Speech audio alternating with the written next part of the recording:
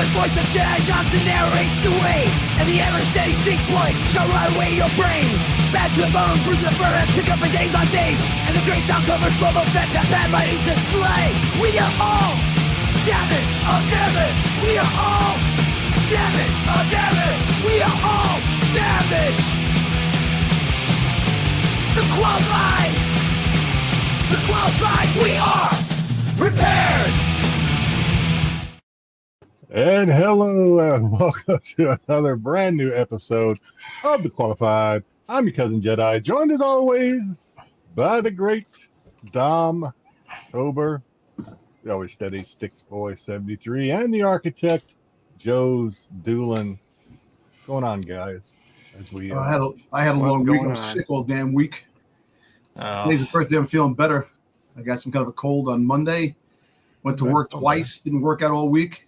So I feel like this weather ain't helping.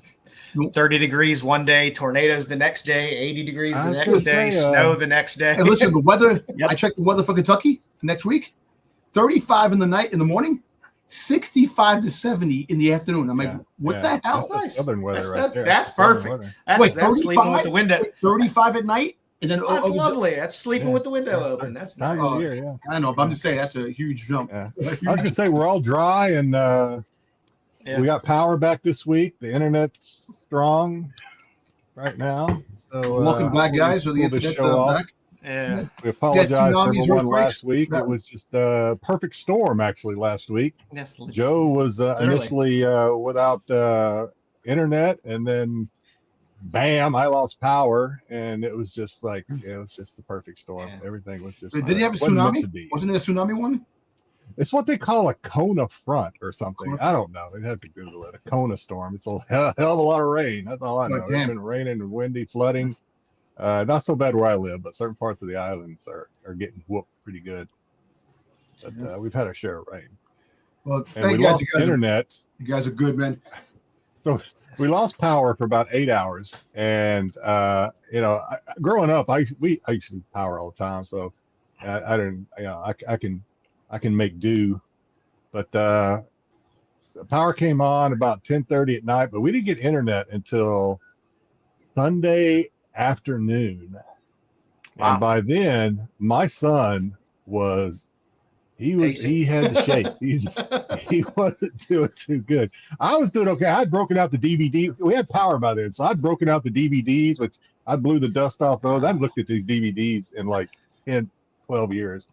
I had the DVDs dusted off. I was watching movies that I hadn't watched forever.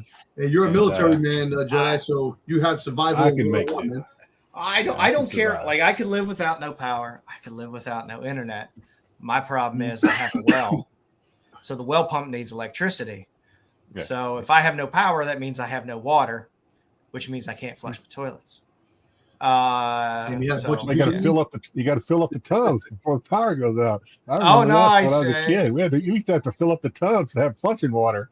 Yeah, that's what I ended up doing when we were worried about the tornadoes. But instead, I had to on Friday, because it was unexpected when it went out. I had to make a makeshift toilet. Grab a toilet seat, and a 5-gallon bucket, a thing of liquid nails, and the caulking gun, and made a little portable shitter. A little potpourri.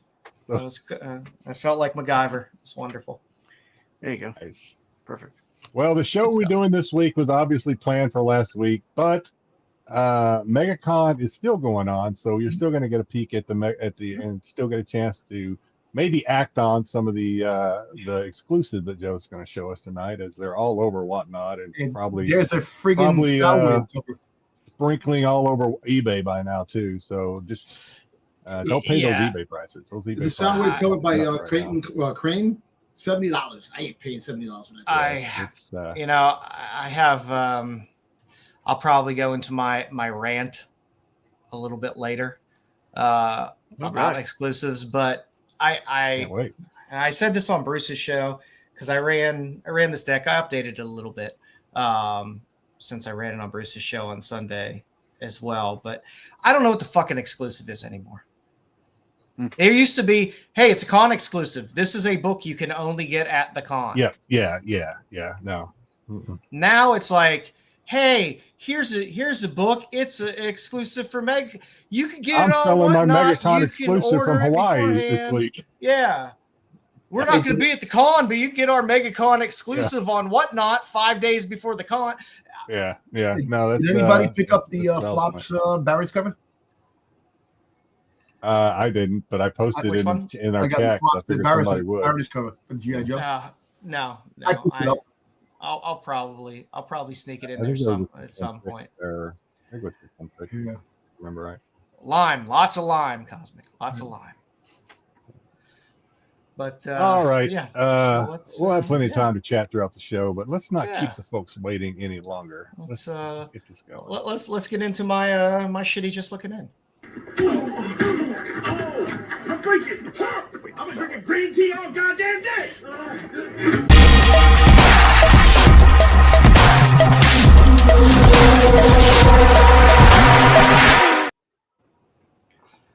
All righty, kids. It's time for the Just Looking In, where I choose a random amount of books that have no necessary value or meaning or heat or anything, but they're just books I find interesting. And Jedi, you know I like to go for a theme. Am I finally getting my earlobes? Am I getting my earlobe covered? You're not getting earlobes today. I know some people, some of our loyal watchers are a little sad that a few segments aren't with us anymore. Are we getting feet again? I thought we did feet already. Are we getting feet again? Are getting prison women. We are getting I went with prison women as my theme.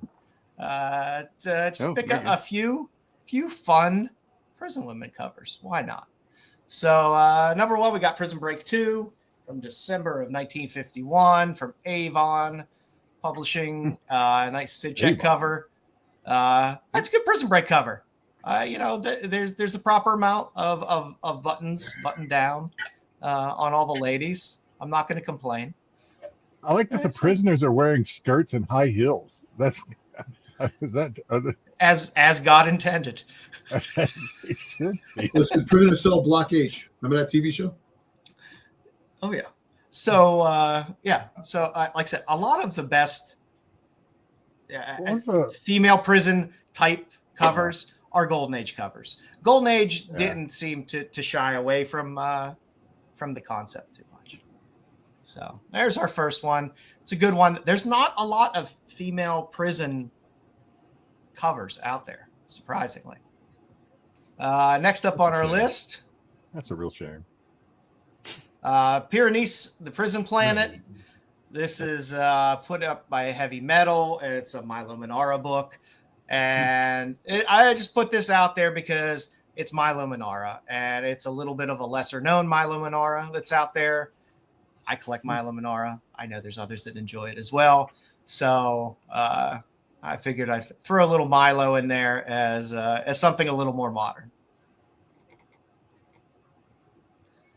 Next up, we got Young Love. Nice Dick Giordano cover. Young Love 124 from March of 1977. I always love the cold, angry, scorned lover. In these. Which one's in prison, him or her? I can't tell. She is. You can see the cinder blocks to the left of her. Oh, okay. Got it. Okay. Yeah. He's letting her know we're doing through. Her best to get his attention. He's working it. He's saying we're through. You've put more between our love than those steel bars. So good old. He's going to find himself in prison. He's not careful. He's getting the hell out of there. He ain't, assuming he's a guard. I mean, I don't know. No, I think that was his gal. Now he's done. There. He's visiting. Done. Okay. Yeah. Conjugal visits. It's the best kind. So next up on our list, we go back to the Golden Age. We got Colossal Features magazine, number 3, September 1950. This is a great Wally Wood cover.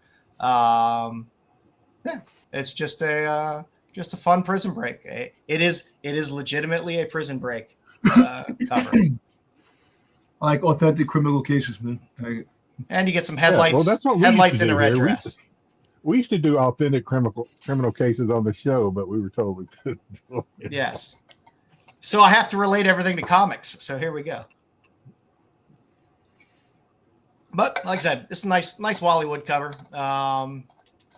It's a good one. It's a good prison break one. Like I said, yeah. Red dress, headlights. Bugsy Siegel.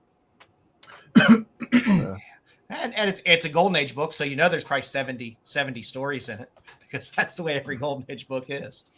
Yeah, and off, I believe the cover's off center a little bit, so yeah. Looks like it wasn't stapled quite right. It's not easy finding some of these covers. And I believe last up on our list this week, I got Crimes by Women number 11. Crimes by Who knows who the cover artist is? I cannot find an attribution to it, but it's from Fox Publications in February of 1950. Never pays. Great cover. Again, headlights. It's not really bondage because she's not really tied up with anything, but she is being choked out there. So that's just getting a hug. That's something. I haven't seen her. She's giving her a nice a little prison hug. Little prison hug. Yeah. I was wondering if you were. Is that the last one? That's the last one. I was wondering. So when you were going, especially when you showed the one about the planet, remember the comic? I don't know if I don't think they do it anymore, but a couple years ago there was a comic called Bitch Planet. Was that about a prison or was that was a prison, right? I forget whether it was a prison or not. I read the first arc of that. I know you read them. Yeah, I read the first arc and then I never picked it up again. But I thought it was just a planet full of all women. I can't remember now. Okay, yeah. That's what popped in my head when you had the so like I said, we had to bring a little bit here for you. So these are our women in prison covers for this week for our just looking in. All right, boys, you want to do some pickups? Actually, Jedi, hey, why we say hey to all these wonderful folks that have joined us tonight? Let's say hey to folks. All right, here we go. All right, bringing in the TT is not going to be happy. Bringing in the gold this week, we have Terry Floyd. What's up, Terry? Busting in early. Terry Floyd, hey all. And now he's using the tramp stamp of me. It's like a virus. Catching on. I don't know if I like that, but it's catching on. Appreciate Terry. Grumpy Gus, what's going on? Grumpy evening, all. And Grumpy gets the silver, which means the third. He's not going to be completely swept off the podium. It is GT Comic bringing up the bronze position. Thank you, GT. You're right, Dan. Paul Gundrum, what's going on, Paul? What's up, Paul? What's going on with you, Paul? Always happy to see you. And to answer your question, Paul, is anyone picking Octavia? No, I am not. I kind of pick and choose of Hoffman stuff sometimes. I do get a lot of Hoffman stuff, but I did pass the Octavia. I bought some of his other magazines that he's had out there though. At Sabuno. Hello there. What's going on, Sabuno? I'm saying that right. Appreciate you stopping by. Let's see who else we got. John Longshot 68, just heading back from Mega. Oh, you lucky. Ooh, nice. Was a blast. Lots of SIGs and exclusives. Well, I hope I'm following you because I'd love to see that what you got on IG, and say hello to some folks. If you see Garrett there, say hello. If you see who else can I? Yeah, who else Spears will be there, I believe. Spears will be there. If you see the lovely Sora or the lovely Marissa, tell them I said hello. I believe Nerdy Geek is there. Oh, Nerdy Geek is wandering around there. Yeah. So, happy you're getting to do that. I wish I could go. That'd be a long flight for me. I am trying to get to Dallas Fan Expo this year, though. Who else we got? BK. What's going on, BK? This show better be dedicated to Chuck Norris. Rest in peace. We're gonna miss him. We are. We're talking about it before the show. I read an article that said he was training in Kauai. What do you train for when you're 86 years old? I don't know. Well, you know what? He has another thing coming out. He had another movie coming out. Did he?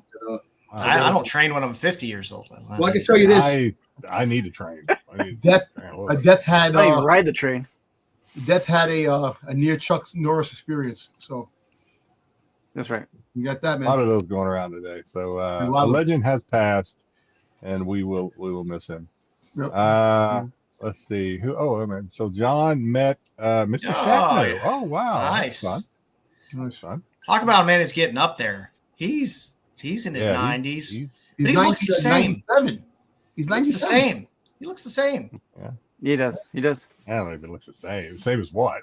No, as when he was like in his 80s. Like he didn't have that like. He looks the same as when he was 93. Okay. Yeah. Yeah. Well, we wish him. And there it is again. Son of it. Tyson.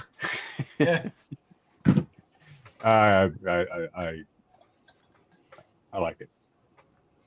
I enjoy the teaser. Good evening, all. March Madness is here. I was happy to see Duke go down. I couldn't tell you a thing about what's going on in the brackets. I have no clue. Duke did not lose. Duke won. Uh-oh. Or did they lose today? No, they played last night. I don't know. Yeah, they won yesterday. They beat Siena by 10. Room for Siena. Bruce, what's going on, Bruce? Hello, everybody. Always good to hear from Mr. Nerd himself. Terry is okay. No, Terry's just doing that again. Okay, Cosmic, yo, what's up, gang? What's going on, Cosmic? Happy to see you, Cosmic. What's up, Cosmic? Has a proper emoji icon on his next to his name. Yo. I wonder if Mr. Spears sold out on those $500 metal books that he had. Any crazy prices there? Hope he did. Well, I'll tell you what, for all you completionists out there, Bruce is freaking starving. He's crying. He's trying to sell his ass to get the money to buy those books. Ed LeBeau. What's going on, Ed? What's up, Ed? Oh my God, there's another one. Is that 3? Did I say hello to Ed already? Yes. I don't think so. Then that's 3. That's 3. Yeah, the Tar Heels. That's wonderful. I think they all got it most of the regular. Tyson put me in charge of his latest and greatest stronger Jedi. Oh boy. Well. And a zombie tramp like that. Thank you, sir. May I have another? I guess. Yep. Let's see who else we got. Am I skipping anybody? Let me go. Mama Bear. Mama Bear's there. Have I got the Mama yet? There's Mama Bear. Hello, Mama Bear. Sorry I missed you guys on Tuesday. I will try to do better next time. I did not get home from work until you guys were already on practically. And I was like, But I will watch. I will watch and catch up, so I'll be ready for this coming Tuesday, hopefully. Did you get Cosmic in there as well? Yeah. I think it said hello to Cosmic, didn't it? Yeah, we did. We got Cosmic in there. Yeah. Also using the tram stand. Yeah. That's 3. He was the 3rd. Three Rivers is there as well. There's so many damn on 3 Rivers. Freaking con. Joe's ahead of me. If you want to buy books, I know you get able to get them online, whatnot, and all that stuff like that. But there's just way too many books that well, we're gonna see tonight. There is a lot. You're right. There's a lot, but you know what? It's like it's not like it used to be, where it's like, hey, if you're not at the cons, you can't get these books. Yeah. I know, but they're selling them on Whatnot. They're selling them on their sites. At least you can't get to the con. You get the book. You pay a little bit more, but you know what? You get your book. That's the main thing. I don't know. You know, I don't gotta battle the bidders. All right. At Paul M Tax 7 at M7X. Ugh.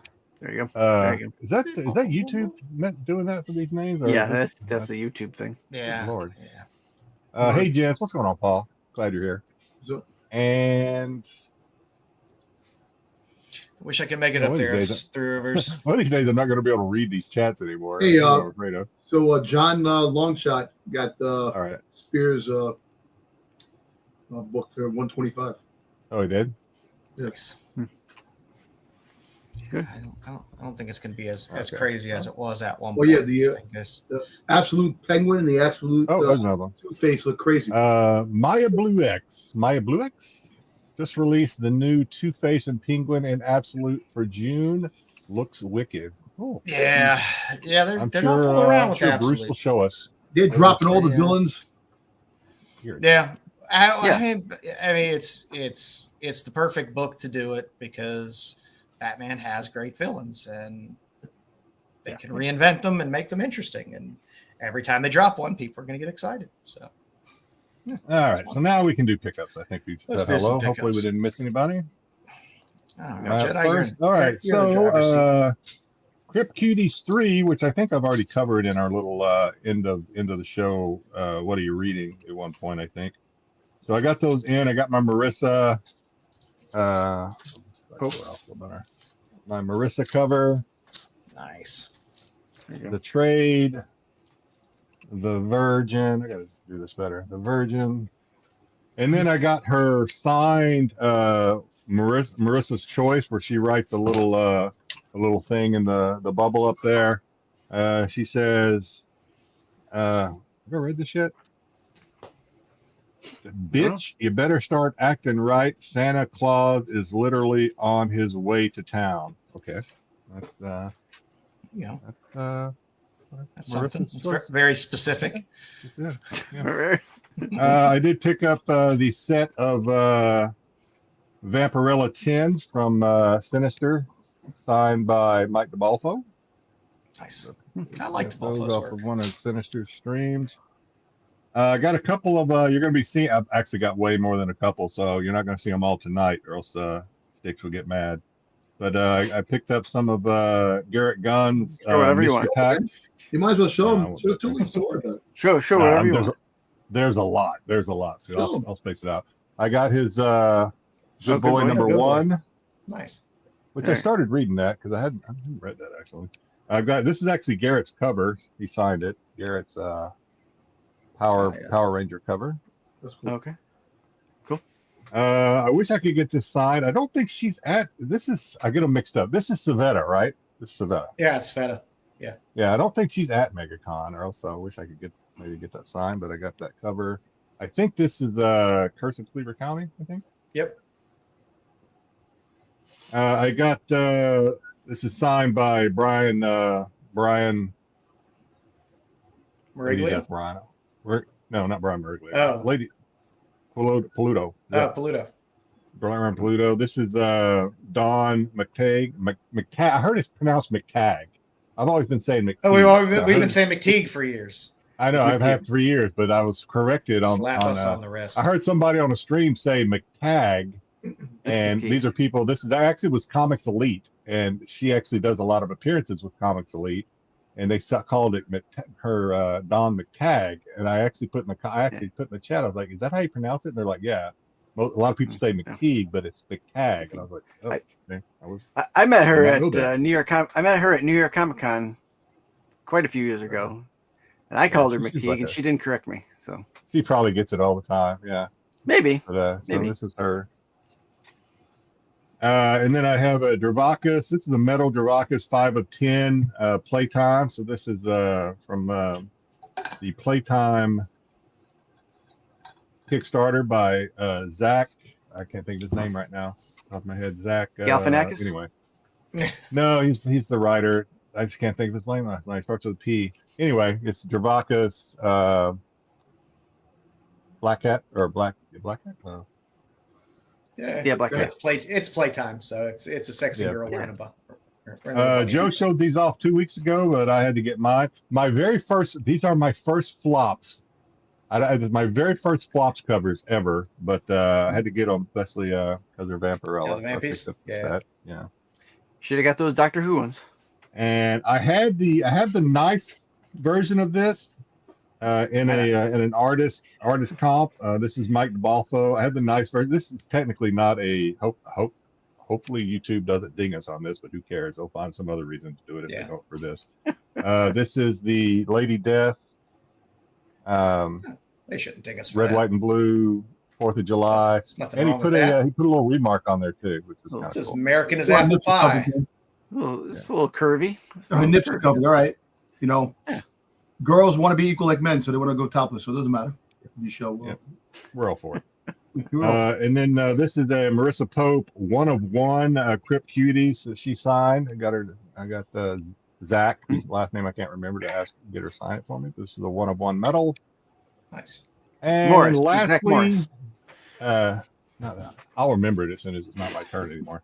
Oh, not Zach Morris. This is Ali Garza did a Zombie Tramp black and white sketch on a Walking Dead cover that I picked up as well. That's cool. Yeah, so that's all I got for this week. Well, there'll be more. All right, I got a nice pile because I had 2 weeks here. So I got Barbaric Long Death, the Cornhall Loath cover. Nice. Because love that. Little back issue action. Atomica Big Issue 0. It's a Ray Lago cover. Cool. I'm a sucker for Flaming Carrot. Yeah, the Will Jack Vampirella was fire. It releases Sunday, right? It hasn't released yet, right? Or at least not to the general public. You'll see. I got an email today from his website saying it was going to drop on the 22nd, which is Sunday, right? Yeah. Sunday. Unless you can get it to con early. I don't know. He's probably at con. Little Ickpot. Yay. Little Betty and Me. Dan DiCarlo cover on the facsimile. I don't know why I did not pick up the Ickpot Red Sonja on stream the other day. I can't remember why. Little Rebecca Puebla on the Briar. Who is that? As well. That's Rebecca Puebla. Rebecca Puebla. Okay. Yeah. I saw that on your IG, and I just immediately thought, "Oh, that must be Shapiro." No, I'm a big Rebecca Puebla fan. I did get the Spiro. My Super Thick Lucky's Tales from Tim Seeley. Let's see. I got some Sveta. There's my shiny one, and then just a couple of what the book regulars. is that? That's Cleaver County too. That's Cleaver County. I was gonna say it looks very familiar. Also Cleaver County too. That's Cleaver County. I need that That's one. The Suspiria. I pulled a lot of the other. I'll probably come out next week. I pulled a lot of the other movie homages out of some of those. Yeah, that's one of them. Actually, that's the new one, isn't it? Isn't that the that's the MegaCon, wasn't it? No, this was just 2. It was they must have, I think they foiled it up for MegaCon then. Yeah, probably. Of course, got a little nectar. I'd show you the 3 Suspiria covers that I got, but IG wouldn't let me post them and pulled my post down, so I figured I probably shouldn't show this. Got Narco. I am a sucker for movie poster homages. I really did enjoy the G.I. Joe Invincible crossover cover. Anybody start watching the new season yet? Yes, it's good. Oh, I was going to do it last night, but that's one of the shows I watched with my son, and he wasn't ready to watch it yet. So I started watching One Piece instead. Oh, I don't know why I got 3 of these, but I got 3 of these. I just needed one, but I got 3. It's a cool cover. I like these guys' covers. Yeah, Dom got famous doing stuff like that. I did get the Luana Vecchio covers on Tiger's Island. I got PHK covers as well. Did she stab herself in the head with that sword? No, she's just bloody. Oh. She's blood. A covers and those guys as well. Get all my Tiger's Island. A nice little Sozamika. I ordered that sign. I should get that. I hope they'll get that. Well, probably not by next show because they're probably not going to mail it out until Tuesday. But I don't know. I ordered a signed copy. Well, I ordered it on Whatnot at the from a streamer that was doing live streams with Sozamika. I ordered a signed copy of it. Dan Quintana, Kill All Immortals 2. I love this cover, and I love Dan Quintana. That just came out this week. A little Kickstarter action. Death of Power 8. Got that as well. Nice little print in there as well. Just fun. Picked up some Cosmic Sorcery from 1977. Rich Buckner cover on that as well. A little fun underground. There's some great stuff in here. There's some Perez in there. No, I haven't bought Pleasantville in a long time. Pleasantville's been doing a lot of Marvel DC lately, so it's kind of taking the fun out of their stream. I know. For me, anyway. I also got Visions.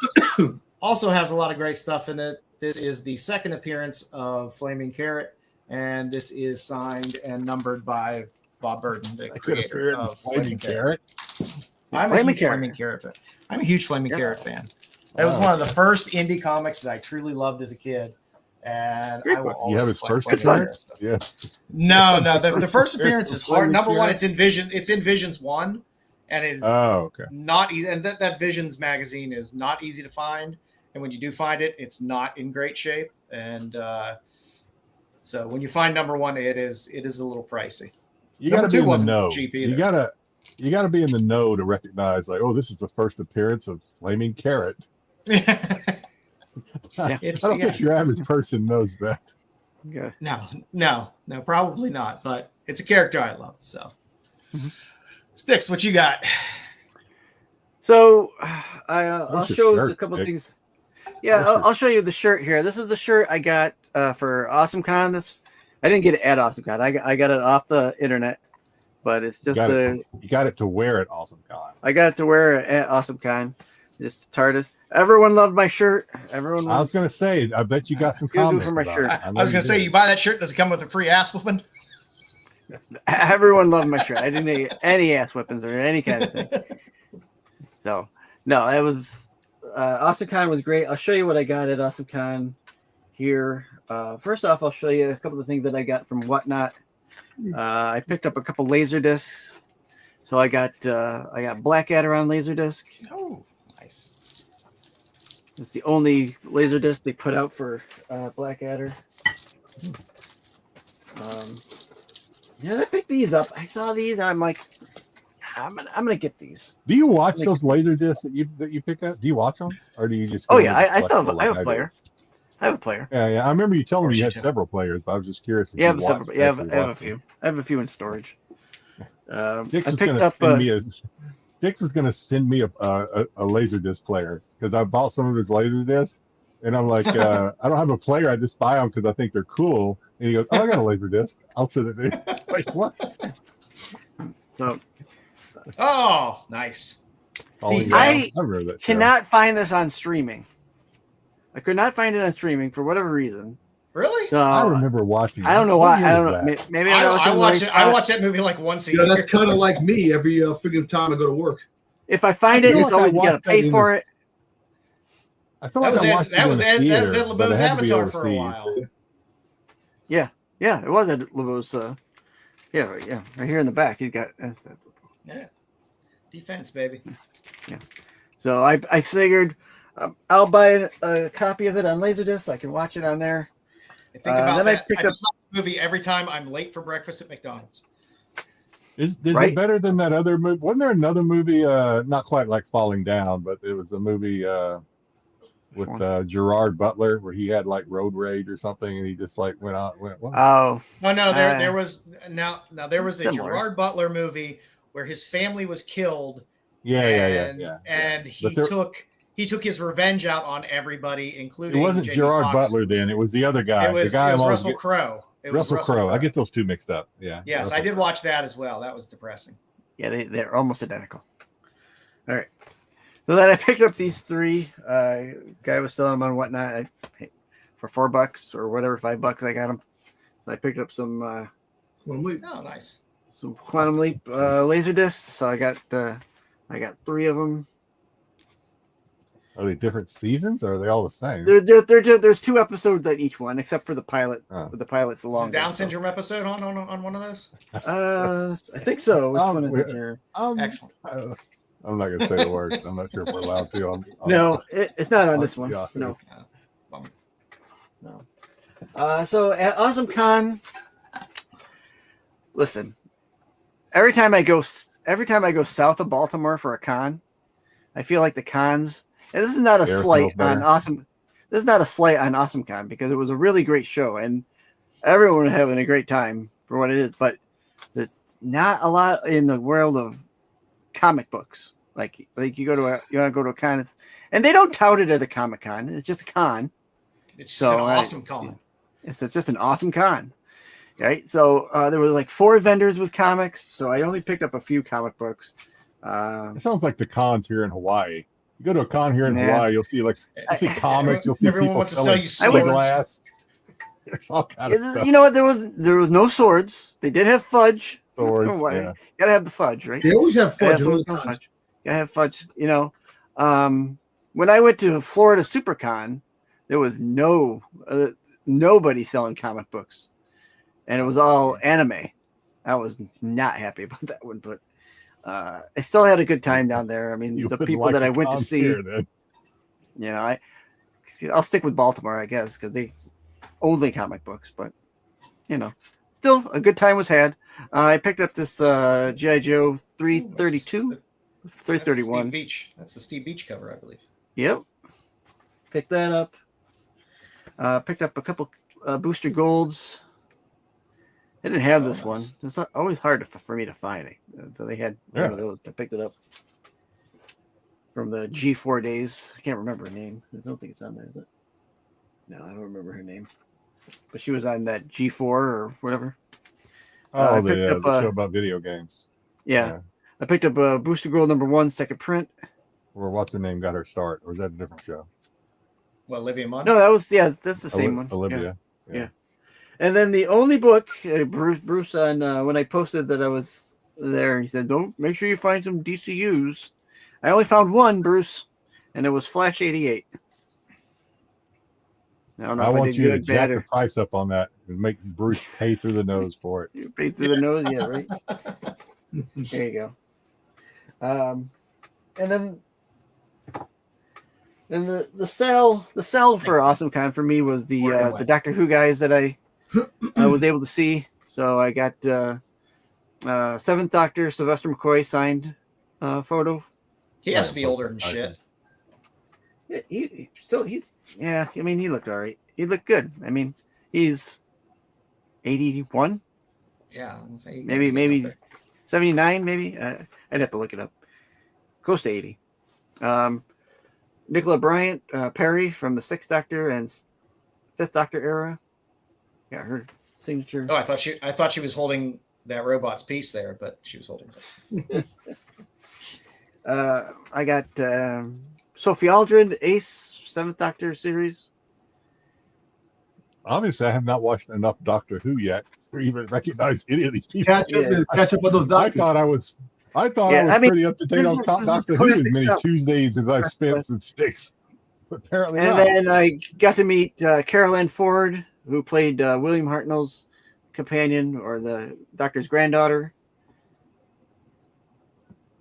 She signed that for me. Nice. I got to talk with him for a little bit, I mean, I did autographs on Friday, so there was no line on Friday, so I was just pretty much, had time to sit and chat and kind of talk about their roles and stuff like that. But they were really, really great. And when did it go from Mama Bear to Mama Bear Doll? I could have swore earlier it was just Mama Bear. Now it's Mama Bear Doll. Did you let them all know how we're taking away from their royalties by streaming a rewatch every Tuesday? I told them that I didn't royalties. I don't know about royalties, but what I basically said was I have a couple of friends who had never watched Doctor Who, and we watched Doctor Who on Tuesdays. You should have made cards and had the cards given up. Make fun of it. I love Dom's 1980s business sense. Should have had business cards. Yeah. I gotta get my own business cards. I had Rennavision ones, but I didn't. I gotta get my own. You don't need business cards. You get stickers with the QR code on it. You get stickers with the QR code on it. Yeah, that's it for me. That's it for me. Dom, you got anything this week, bud? Well, I was sick all week long. I was going to try to get to the comic store. This is 3 weeks in a row I haven't gone to the comic store, so I kind of haven't gotten anything. I didn't get this week, but I did get a couple of things in the mail. I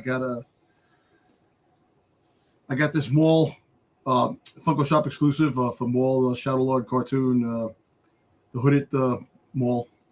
Nice autograph material when Sam Witwer ever shows up at another con. I get I got this over Amazon. I didn't know this thing existed until a friend of mine sent the post to me and said, "Listen, you see this?" So I got a Boba Fett car, nice die-cast metal by Jedi Toys. Right. The box is a little damaged right here, so I'm probably gonna open it, but not yet. But not bad. No, that's cool. It's pretty cool. It's die-cast metal. You're right, Mama. I don't know why I went back and looked. You're absolutely right. Yeah, I already said that Kingdom of Nerds, Xander died too. Me being They're all dying. Everybody. And I got this Superior. How do you say her name? Superior. So Suspiria. Suspiria. Yeah, I couldn't say it earlier. I got the Baroness. Nice. The Baroness cover. I was able to get that. You know, there is no Darth Talon pop yet, Tyson. I want one eventually when it does come out. If it does. Did you say you ordered the flops or? Yeah, I ordered the flops. Baroness cover. The flops. Okay. I got those coming. Well, I gotta wait. I don't know when. They got after MegaCon, everything will be shipping out. I ordered. You get them off their website?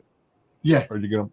I got them off the website. I got a couple of other books coming too that I picked up from Comic Mint and from with Big Comic, the Big Bad Comic Store, some of the comic store. Big Decks. Yeah. Big Decks. Yeah. Shit ton. Big Deck. Other than that, next week I won't be on the show because I'll be in Kentucky for a show out there. Then we'll have a lot more to talk about when I get back. But knee deep in bourbon. Yeah.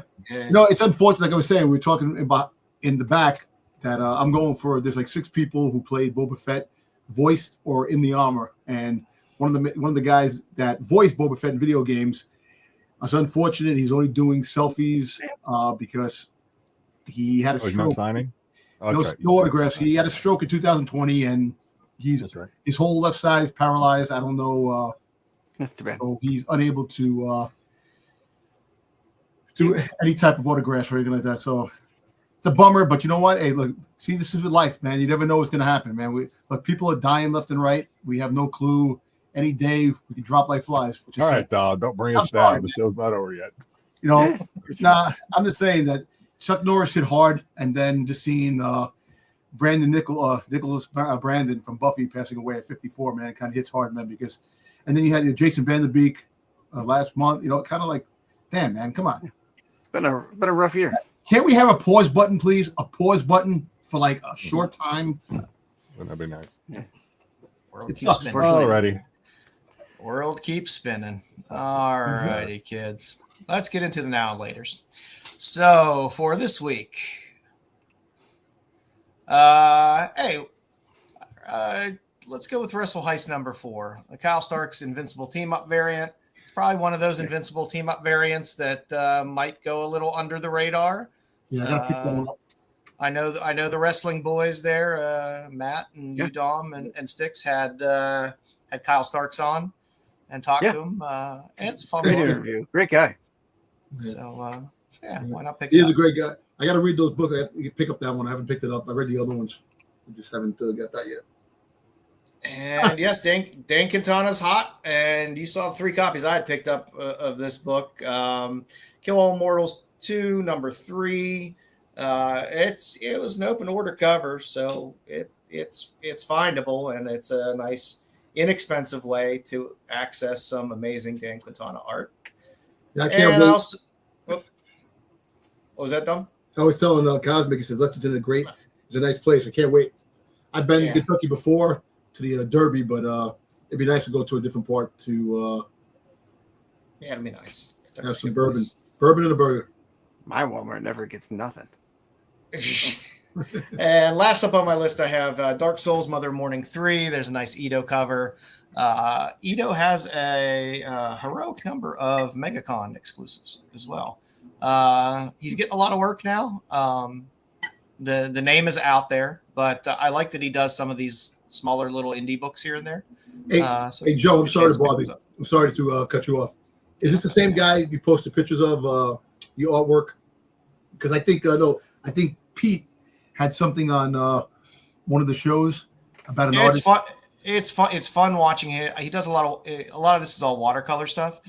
A lot of his stuff on IG and stuff like that. You can see him painting and doing these things, and it's amazing to watch. It's just the way he dumps color in there and works through it. It's amazing. Ito does some. That's actually I like that. I like that painted. Yeah, painted covers. Nice. Yeah, his style is pretty cool. And for the later, let's go with Ito again. Something that is killing the children. 47 is going to have a Boom Direct Reserve cover, which will be this virgin cover of this wonderful Ito artwork here. So Boom Reserves you have to get from the Boom website.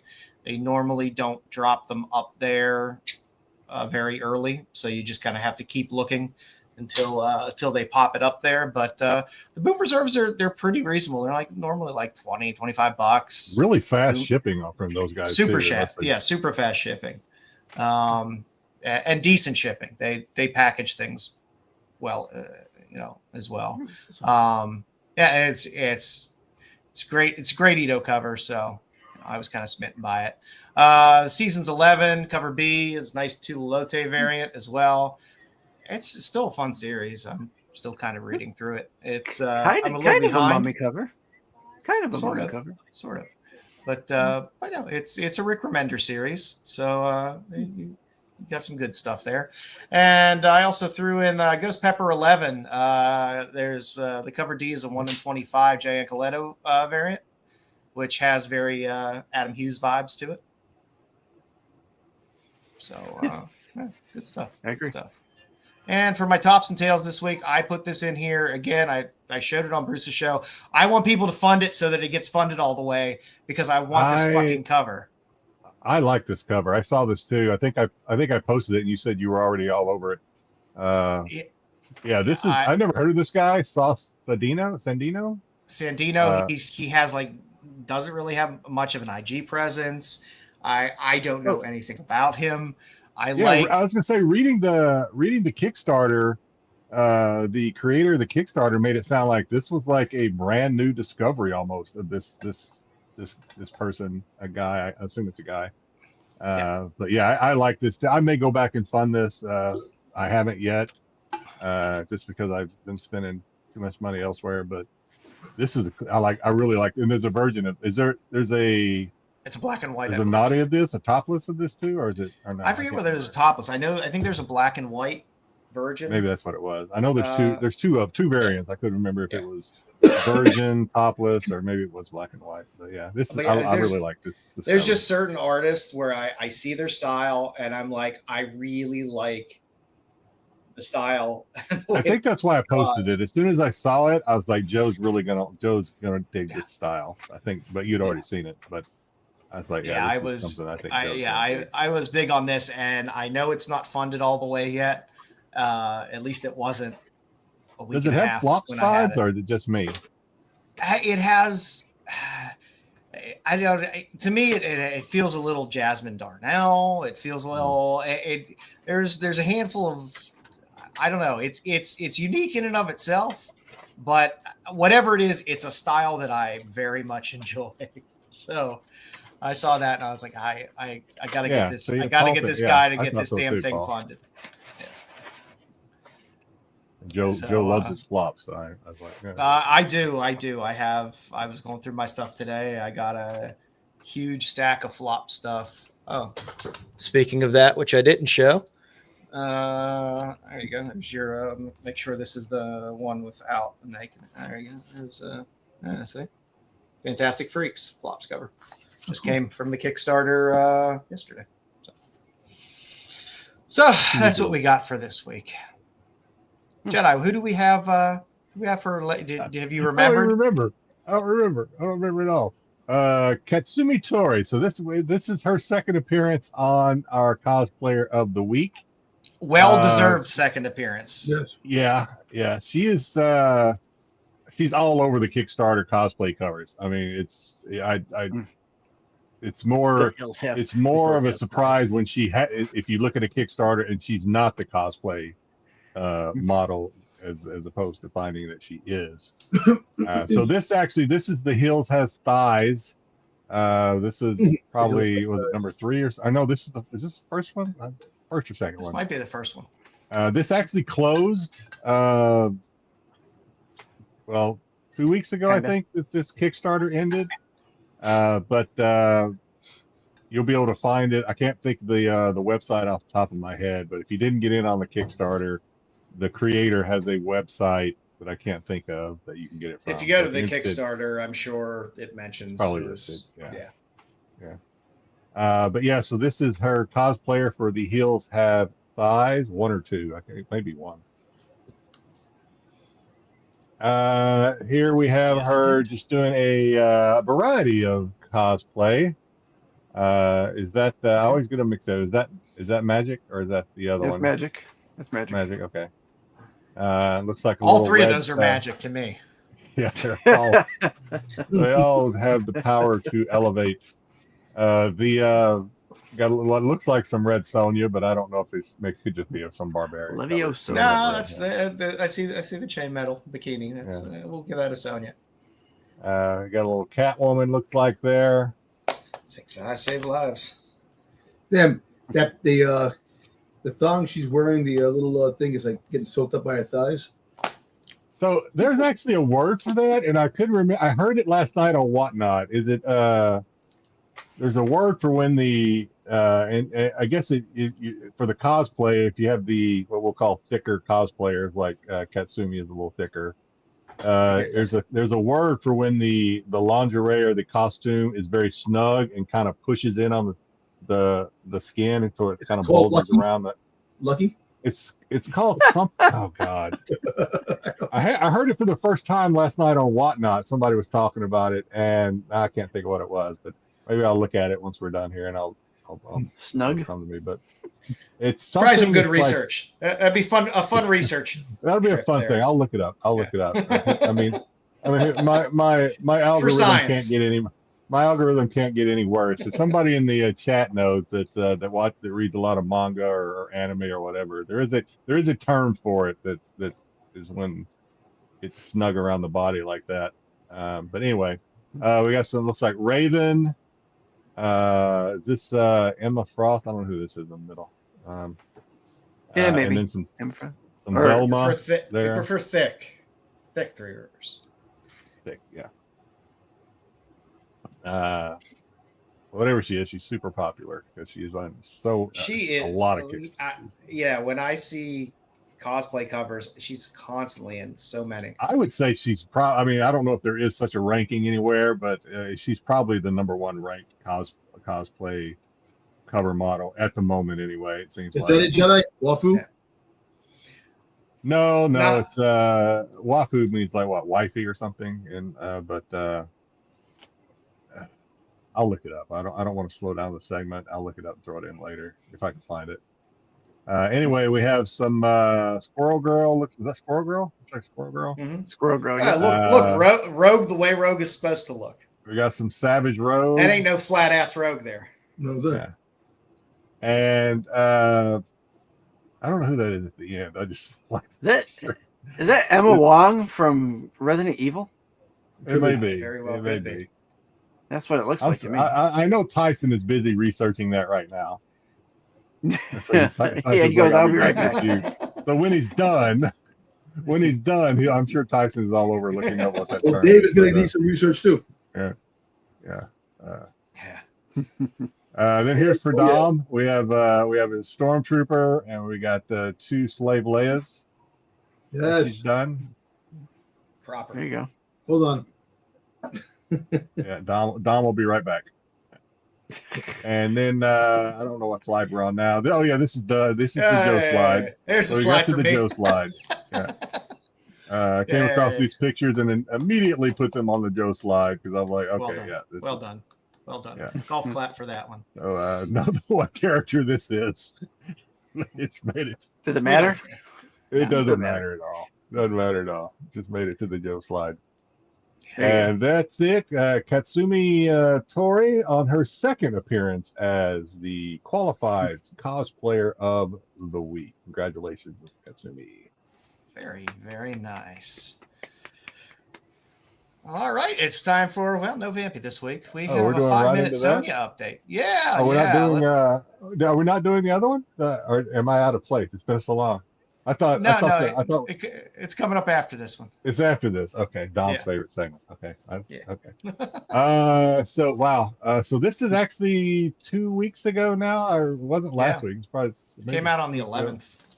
The 11th, yeah. So we get an update from the.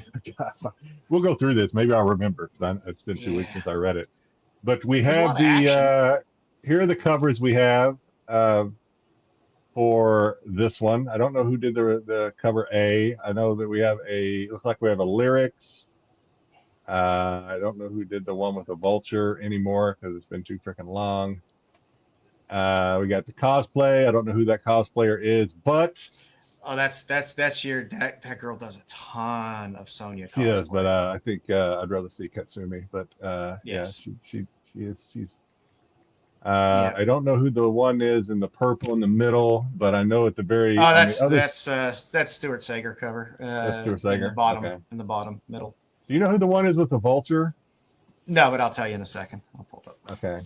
While Joe's looking that up because I can't remember, and then at the far right of your screen, we have the two exclusives that I chose. Katya, whose last name I'm not even going to try to pronounce, who's Russian. She's been getting a lot of work. She's at MegaCon too. There is a ton of MegaCon books. I was going to buy some of her books and have her sign it, but she changed her signature, and I didn't like her new signature, so I was like, I'll just hang on to the ones I have already. The ones I have her full signature, and now her new signature, because she's getting more popular, signing more books. They all go to, they tend to go to their what I call their con signature, which is initials. Just Katya now instead of. It's Katya and then her little heart symbol, but it doesn't have her last name on there. But so, yeah, anyway, the first one with the sword is Greg Land, is Chad Harden, and the one underneath with the vulture is Greg Land. Oh, that's not lyrics then. Okay, I thought that was okay. Never mind. I was wrong. But Katya, I think if you look up, Jedi's opinion, Katya has some killer. I think Red Sonja may be her best character to do covers on. She has some killer Red Sonja covers, really good. And then the bottom one is Shikari. Yep. And there was an Edo exclusive that came out of this as well from Dynamite's web store for the con or something. It came out later. Came out like late last week, I think. But yeah, it was Dynamite's web store is a shit show. It's not fun. It's like I don't like anything where I have to create an account to do anything. It's like just let me buy shit. Don't make me create an account for things and remember a password that I'll never remember or whatever. Shop. Yeah. Okay, now to the hard part. So we kind of get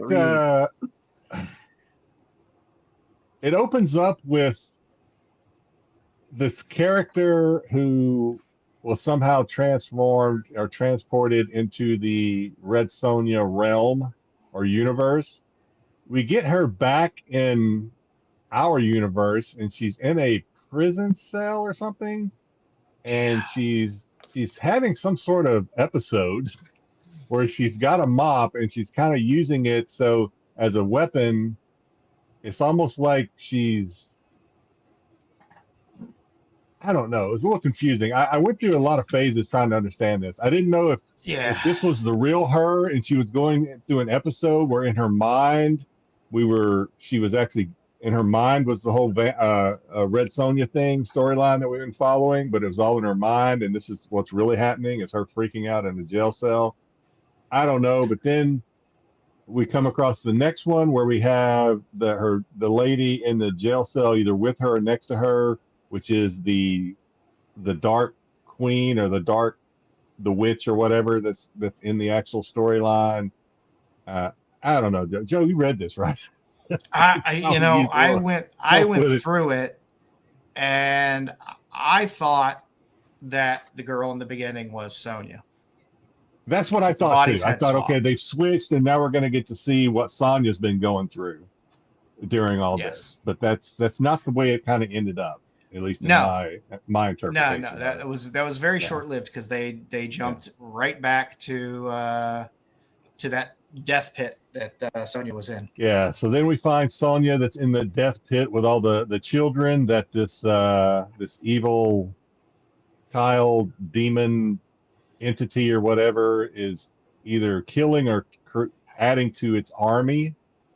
So, and of course, I keep saying Vampy. Red Sonja is still torn up because her squire or whatever was one of the kids that got killed by this entity, this demon entity, and its demon dragon, whatever. So Red Sonja is pretty much saying to the town, okay, we can all get together. We need to go get our kids back. What's wrong with you people? Why aren't you fighting back?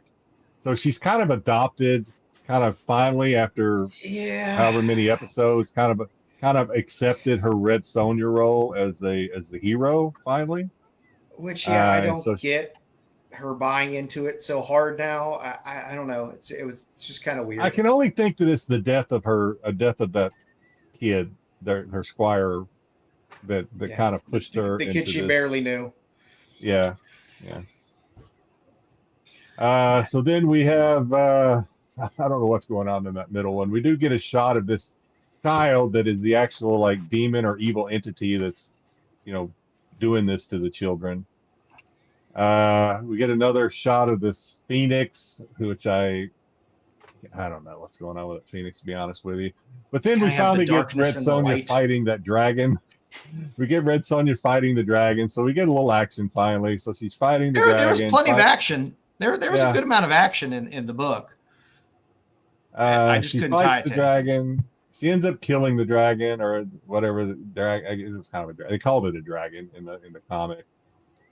And then she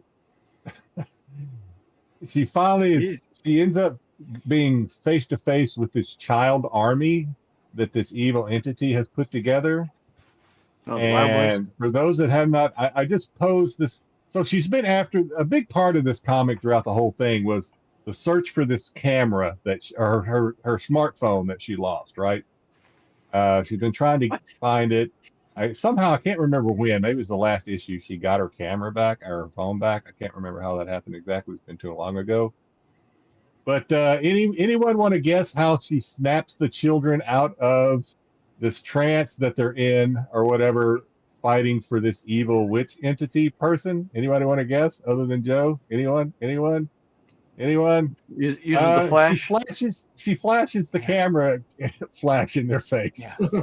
There you go. And it snaps them out of whatever trance they were in. And then that really kind of pisses off the evil entity person, and you start seeing their true colors as it starts actually kind of halfway transforming into this demon that it is. And then Vampirella slices the demon. Red Sonja slices the demon child in half. And then we get some more conversation with the Phoenix, which the whole Phoenix thing was kind of lost on me, to be honest with you. Whereas there's some sort of bet or something going on between the Phoenix and the demon child. Light and dark. Yeah, some sort of like trading places, bet of $1. So I don't know what the fuck's going on. It's kind of confused me.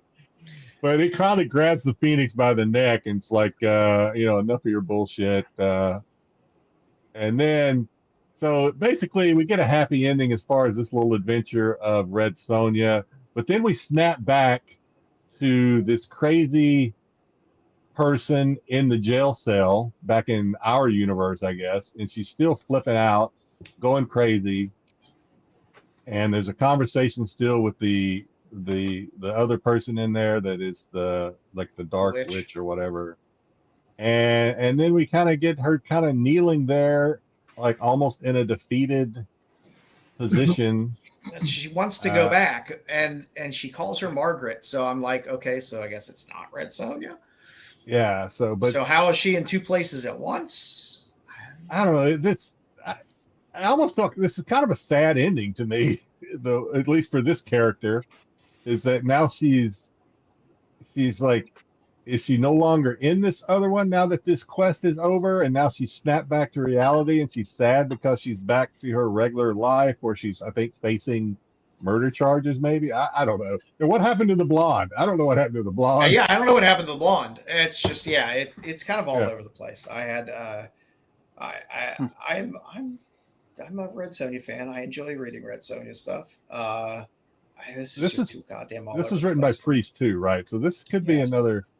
I was kind of excited to hear, to see Priest doing both Vampy and Red Sonja, but I don't know. After these latest two stories by Priest, I don't know if I I'm need a breather. excited if he continues doing it or not. I think he's just overthinking and trying to overcomplicate what should be just a fun read, in my opinion. But coming up in June, the end of June, we will get a trade paperback, because it does say, and we're getting Red Sonja, another Red Sonja. It's called Return. Oh, no, I'm sorry. We'll get the cover in a minute. I was going to say it's called Return in May. That ain't right. Red Sonja comes back in May, but in the end of June, we do get a trade paperback cover pending of the storyline that we just saw. I think next and then in May, we are getting Red Sonja, the Devil with a Sword storyline. She-Devil with a Sword. I don't know what that storyline is going to look like, if it's going to be any sort of continuation of this Margaret. I hope it's not. I hope it's not. A clean story, and I could just get it's some a fresh start. I agree. Good old Sonja kicking ass. But for those that love the blind bags, there will be a blind bag variant of this. So fuck you, fuck you, Dynamite, and fuck your blind bags. Congratulations. I'm tired of just getting like a virgin cover and a blank. That's every blind bag I've bought from Dynamite. It's like, oh, here's a virgin cover of something you probably could have got anyway, and and a blank. Here's a blank. Oh, it's red. It's a red blank. Oh, I don't give a shit. I don't want a blank. You give me a blank. So it's and there'll be the blank, and I think we've actually had this cosplayer on one of our cosplayer of the week. I can't think of her name, but she looks familiar to me. Just very long and we're gonna get a Perillo, which is always good. Looks like you're getting a Perillo. A Stuart Sager there on the A cover, which is nice. Yeah. He's so some of the usual suspects, but Perillo's a good addition, because I don't think we had any Perillo on the last. And it looks like a Linsner down there. So yeah, a lot of our Dynamite regulars. Yes, sweet. Well, you know what time it is. $20 blind bag. It's time for the That's Not a Comic, That's Not a Comic, Salia Comic, Salia. It's time for the That's Not a Comic, That's Not a Comic, Salia Comic, Salia Comic. Oh, cool.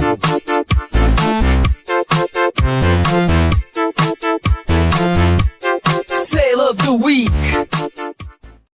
Yeah, I kind of missed this. All right. Song. The streak, told you it's catchy, man. It's catchy. The streak continues thanks to the always steady Styx boy, because I was out of ideas, and Styx says, "Hey, have we done alarm clocks?" So I'm like, "No, that's a damn good idea." So we have alarm clocks this week. First one's maybe a little boring, but it was on the little more pricier side, so I decided to throw them in there. We have a Subaru Legacy Boxer sound clock from 1993 or 94. This is a dealer promo, so it's in car dealership, I guess, for their BG5 wagon. This was actually was a auction. It had 40 bids and ended up with a little over $400 back in early to mid January. That's impressive. Year. Impressive. Yeah, so probably a lot of car probably not a dealers. lot of these out there, as far as with or maybe not a lot of them that are up for sale if it's a dealer promo like this. I like how the lights light up in the front. That's nice. Yeah, it's pretty cool. And over here, I swear to God, I had this clock at some point in my. I think we all. I know I did. I had that clock myself too. Their radio. Yeah. A flip radio alarm clock from the 1980s. This is a Panasonic Mode RC6015. Sold for a fixed price of $250. Now, I say this, it's sold. Whoever sold this did a very smart thing. They linked this. Now I didn't go back and double check this because I'm lazy. They linked this to the clock in what's his name, Back to the Future. Okay. This was the clock in what Marty? This was the clock in Marty's bedroom. Oh, in Marty's bedroom? I think that's what they said. This was but I went and looked, and I can't find anything actually on this clock radio that says Back to the Future or replica of. This is just, I think, a very clever seller who said this looks a lot like the clock in Back to the Future. There you go. Yeah. And put it in there, and I don't know. Either there's something some people know that I don't, or so he sold it for $250. So I doubt that's what it cost. But that's how they linked it together. So it is the same style as Mama says. So very clever sales tactic there, and it paid off for them. Yeah.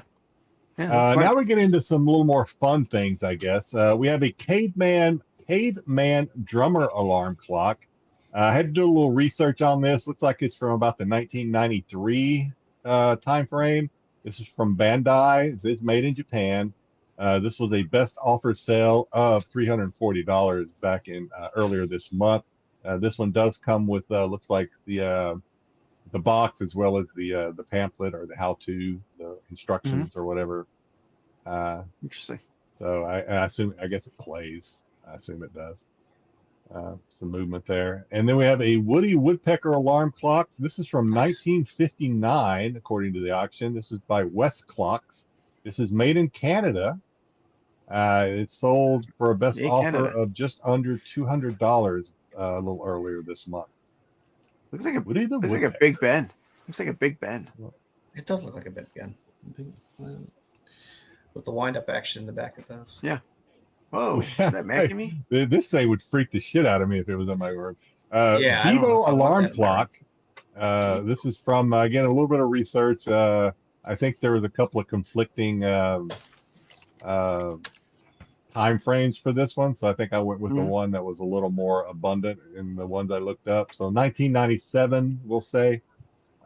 This is Archie McPhee, which is a store, I guess, that you can. Oh, Archie McPhee is a great store. Archie McPhee sells all kinds of fun novelties and stuff like that. Yeah, I used to get their catalog all the time. Everything I looked up mentioned Archie McPhee, so that might be the only place you could buy this Bevo alarm clock, maybe at the time. But it was made in China, sold 22 bids back in early January, and ended at $270 for this little alarm clock. It does come with a box. Wow. Okay. All right, we got a Batman Neo radio alarm clock. This is from 1989. This is a Popworks Model 3 TAC 9280. 2 bids on this one, so a little bit, at least, I guess, that could be somebody up their own bid, but $300 for this back in late February for this Batman alarm clock. That's probably in the back. It's been on this.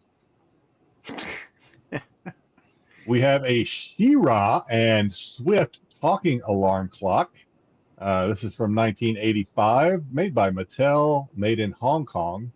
This was a fixed price accepted, $300 back in mid-December of Let me tell you something. Those the Master Universe and She-Ra collectors out there, they collect these things are a lot of money. They love that. Play, huh? That Yeah, stuff. I can see that. Interesting.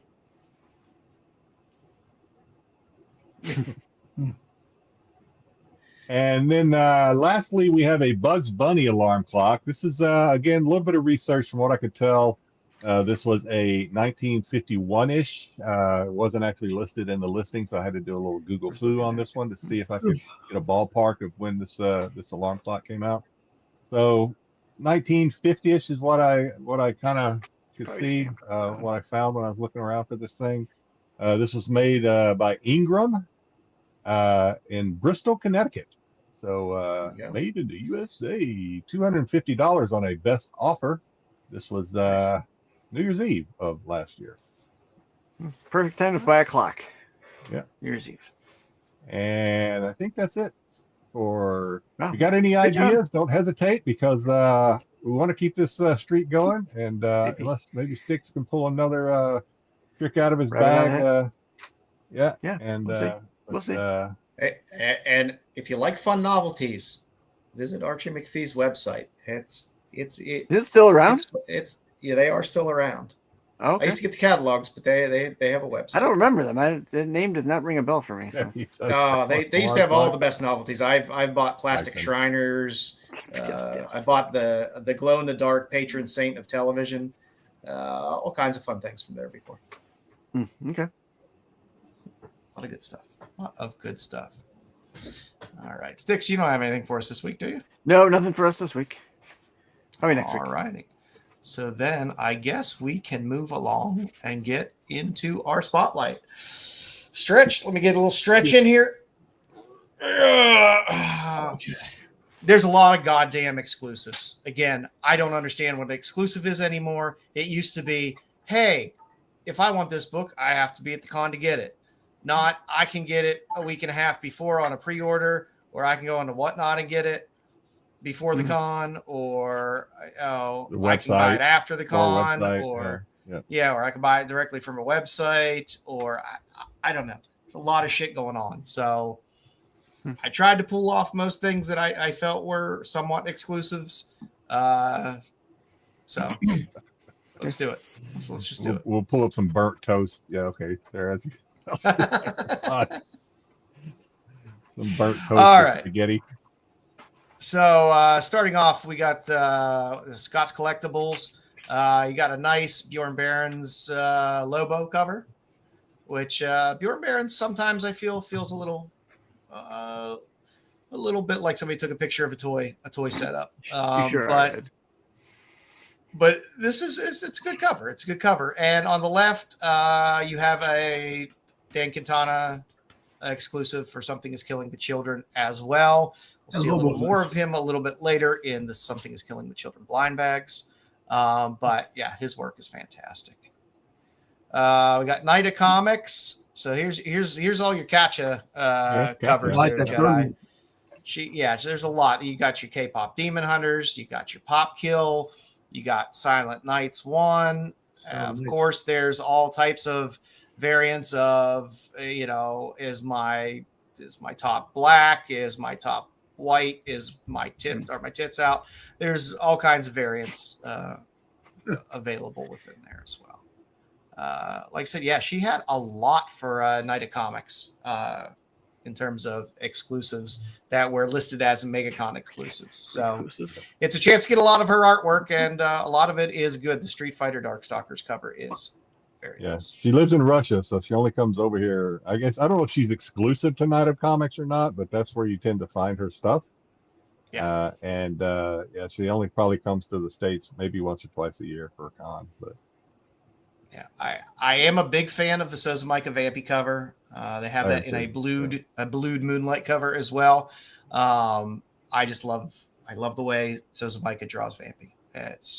This is the way Sozumika used to draw Vampy before she kind of took a diversion away from the thick-hipped Vampy for a while, and I'm glad to see she's gone back, because that's no one does it quite like Soza does. I said it on Bruce's show. It brings me back to the Warren magazines and stuff like that. That it just has that feel to it of old school Vampy, and I love when I see that. And if you want to get one of those Fame books for some reason, there is a solo leveling book there as well. Yep. I know it is basically just store exclusives that they slap the con name on and then go there. But there are some actual MegaCon exclusives as well. You got a White Sky 1 second printing, the black and white edition for all you White Sky chasers out there. You got another K-pop Demon Hunter out there. You got a nice John Jang Snake Eyes as well. Nice. Yeah, they're good Snake Eyes. Joe. Actually, this is Shimhak. This is not John Jang. We'll hit some John Jang a little bit later. Yeah, I like that Snake Eyes cover. That's cool. Yeah. There's some good G.I. Joe ones. Again, Night of Comics did not rest. Katya got a lot of work, and there's another Street Fighter Darkstalkers cover, and then you got your obligatory ICPOC covers, where those things are heavy, those things are big, and I'm not going to complain. It's funny. So on I don't know if it's a con exclusive, but I know they were selling it on Night of Comics streams. They had the ICPOC Red Sonja, and it's kind of, you see it and you immediately know it's ICPOC, but he's really toned down the beach balls cup size. Yeah, because I'm sure Dynamite was like, no. Like, we're all for selling sex here, but not quite. This isn't like that was one of the other problems I had. Circus or whatever. One of the other big problems I had going through these and trying to pull them all up is you got multiple stores selling the same exclusives. Yeah.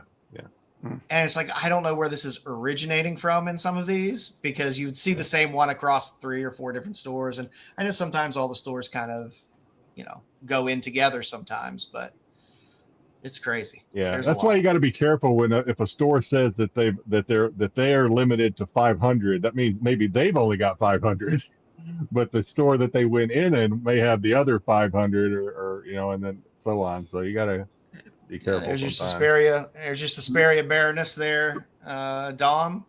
But like I said, we got some Red Sonja in there. We got there's a good number of Exquisite Corpses covers that are exclusives as well for MegaCon. We'll get to that a little bit later as well. But here's one of them. And if you want some, there's some of that as well.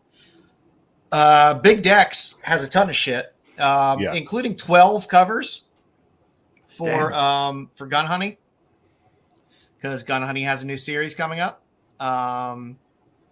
So there were 12 covers, which had some great stuff. Another person who was very busy, Godtail. Be careful. You're right.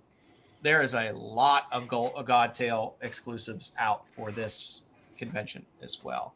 So, and a lot of this because Godtail's actually at the con, so I assume a lot of these stores know this in advance, so that they're gonna, they want to get Godtail there pumping and selling their exclusives too. So yeah, but I always love a good Josh Burns cover. I like the Nun cover. I'm a huge Selena fan, and I will find a way to get that Selena cover just to put with my Selena stuff. Anna Kathy still getting a bit of work. We'll have a cover as well. Again, another Godtail cover. You got a Suspiria cover in there as well. I'm sure people will be chasing that. There's a nice Carla Cone cover in there as well. Jeez. I do like when Carla gives me a Gun Honey cover. That makes me happy. That's Jay Ferguson, though. Jay Ferguson. That man's too good. He is, man. You wouldn't even know that's a freaking painting. His stuff is crazy. It looks like a photograph almost. Ferguson is, I don't know what to say when I see Jay Ferguson stuff anymore. I'm just like, oh, it's a cosplay. Oh no, that's a Jay Ferguson cover. That's Jay Ferguson. Yeah, it's absolutely nuts. That's like a girl, blood on her, 2 guns and nude. Nice. Again, the way God intended. You got a nice Suspiria Pop Kill cover, which I do like. I do like that cover a lot. You got a Godtail Vampirella. You got a Maul cover in there as well. John Jang. There's a couple variants of that. Yep. Yeah, Carla got a lot of books. Her Perillo, normally, I think it's Carnivore Comics with them that have like 4 covers between the both of them. Yeah. You can get a little Zerdy if you want with the Spider-Man, Superman, or the Amazing Spider-Man covers. There's an Amazing Spider-Man Godtail cover, which is fun as well. I like Godtail's art, but I was like, man, they weren't fooling around with Godtail books this year. And you got a nice little Carla Cone there on the Catwoman. Yeah, Cosmics. I'm sure is referring back to the Jay Ferguson. The Jay Ferguson, it's Yeah. It is. It is. You got a little Edgecuria there on the Amazing Spider-Man. God, I can't remember who did the Twilight Zone cover there. I think there's an Alan Qua there on the Lobo. And, oh, God, it's either Sora Song or So Lee. I was gonna say, is that Sora? I think that's Sora. I'm pretty sure it's Sora on the Supergirl actually, cover. I think, I'm almost positive because she was. I think she had a Whatnot stream and she was selling some of these on her Whatnot stream. She has this and a Harley cover, which we'll see a little bit later. Yeah. You got your Death Spiral. I think that's Bjorn's cover on Spider-Man Venom. There's a lot of Invincible covers as well. That's a Zerdy there in the middle. And there's some Deadpool as well. But again, you got some more Spider-Man, Venom. There will be no shortness of Absolute Batman covers to get as well, most of which are Poison Ivy covers or Joker covers or Batman covers on Absolute Batman books. Most are on Absolute Batman 16. Got a nice Eom. I'll take that as a Eom Vampy. I will not complain. I assume that's a wraparound. Yeah, I guess. Yeah.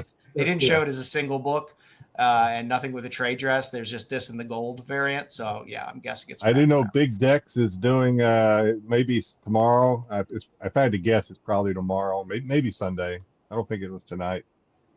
He's doing a signing with Eom on his stream. So if you want this, I'm sure it'll be there. And if you're willing to battle the bidders to try and get it, it's probably a good opportunity to get a signed one if that's what you want. Otherwise, I'm sure that he'll be selling these for. I saw Nerdy Geek took a picture with him. Nerdy Geek's down there. He took a picture with Eom. Yeah. Eom's glasses, just like he just.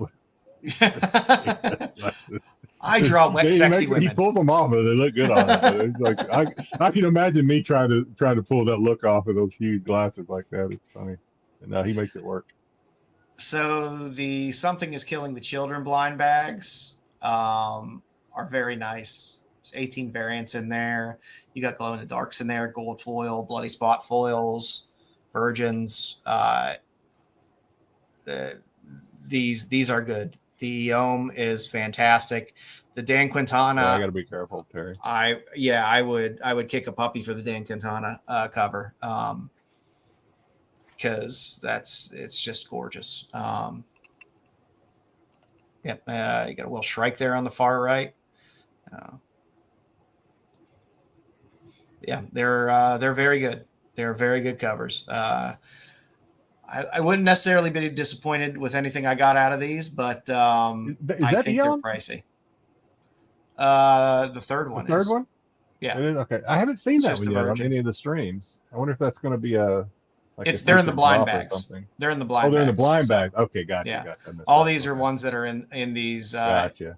Okay. AC Pop blind bags. I'll let somebody else try that. I'm not going to go buy 30 blind bags just to get the Eom. Nah, and I don't think they're cheap either. I think they're pricey. So, but I even like the Dan Quintana with the trade dress. I'm happy with that as well. I just love that cover. You got another Eom. There's a one with a white background as well on Absolute Batman 17 with the Poison Ivy. Some of these are this is Big Time Comics. So you got John Jang there with the very busy Invincible cover. Got nice. The Dave Wilkins Absolute Batman cover is pretty good. I'm not gonna lie. Any version of that. I think there's 3 versions of it with Virgin and whatnot. It's a cool cover. You got In Huck Lee. Invincible cover there as well. Another John Jang Absolute Batman cover on Absolute Batman 18. John Jang is doing a lot of covers. Yep. Let's see. So the first, third, and fourth there are all the same artist. I always forget his name. It's a very Italian name. He does the Ghibli style art. So Big Time Comics has Scotty Young style. Yeah. Yeah. Scotty Young almost. He has a handful of those, and then you got a Vermejo there on the Battle Beast. You also got some more Maul there. Again, more Batman. That Devastator Transformers cover is badass. And that Megatron cover is badass too. I like that. Yeah. But the Devastator one is tiny head though. Is cool as shit. Devastator's head is teeny tiny though. I dig it. It's still cool. The Megatron. I like how he barely fits on the cover. Well, yeah, that I like. Yeah, he should be big. So. Oh, I got a Soundwave covered by friggin' Crane. I don't want any more friggin' exclusives because I can't afford these things. Eastside Comics has the beautiful Natalie Sanders Supergirl cover, which is gorgeous. The Ben Oliver Ivy cover there is beautiful. And then you have another obligatory Joker from Godtail on Absolute Batman. Like I said, Godtail is every time I go to a site to look for things, it was like, oh, here's another Godtail. Here's another Godtail. There's a lot. Another hot Natalie Sanders Harley Quinn cover. It's very nice. Natalie Sanders never lets me down. You can get your Shohei Ohtani buzz on with the baseball card cover. With Shohei, there's two versions of that cover. What's inside what comic is that? I have no clue. Is it about him? I guess. Where he came from? I guess. That's I haven't seen it. I haven't seen it on any of the streams. Harley Quinn is nice. I like that. Yeah, the Harley Quinn cover is nice, and nice little crypto cover there as well. There you go, Dom. Yep. Those John Jang covers are great. Yep. Storm Shadow and I was gonna get that Absolute Batman cover, but $50, man. It was $50, dude. Yeah. $49.99, man. I like it because it's like the first Batman, Detective Comics 27. I like that. I like the it was nice. I'd still rather have the Storm Shadow and Snake Eyes covers. Yeah. Storm Shadow Snake Eyes cover really nice. I like that. Yeah, definitely like that. And they got the variants. You see the variant covers? Yeah, I like the old the cards. Yeah, I like that. They are nice. Then, in terms of what passes as an actual MegaCon con exclusive, we do have Justice League New Frontier. Got a nice little cover there, flagged with the Orlando, which is kind of nice. The Invincible cover's nice. It's not bad. Yeah. You have Martin Simmons, Absolute Batman. It's a connecting cover. There's two of them. So you have Joker kind of pushing Batman there. You got a nice Jock cover on Killing Joke. You have a little Death of Superman. There's Bjorn Barons again. You got your little Akira homage, because it wouldn't be a con without an obligatory Akira homage cover. Yep. Megatron is awesome. Do you have the I'm probably getting ahead because you might have it, but do you have the Eom Lobo cover? I think that was no, which I didn't think was an exclusive. Is that I know he exclusive? Did. Okay. I've seen a lot of people pushing it on themselves, but he did the cover for. I mean, unless they slapped foil on it for a convention or made it virgin, but he was doing the cover for Lobo 1 in previews. Okay. Normally, maybe they would just, like you say, add a lot of them out there for him to sign. Maybe. Okay. Yeah. Never mind. Got a nice Frank Cho, Harley Quinn and Elvira. I'll never pass up a good Cho cover. You got a nice set of Darth Maul covers. I think that might be a Clayton. All right, Terry, have a good one. All right, Terry. Take care, buddy. You have a Stephen Platt Punisher. For all you Platt fans out there, I know I'm a Platt fan. I love Platt.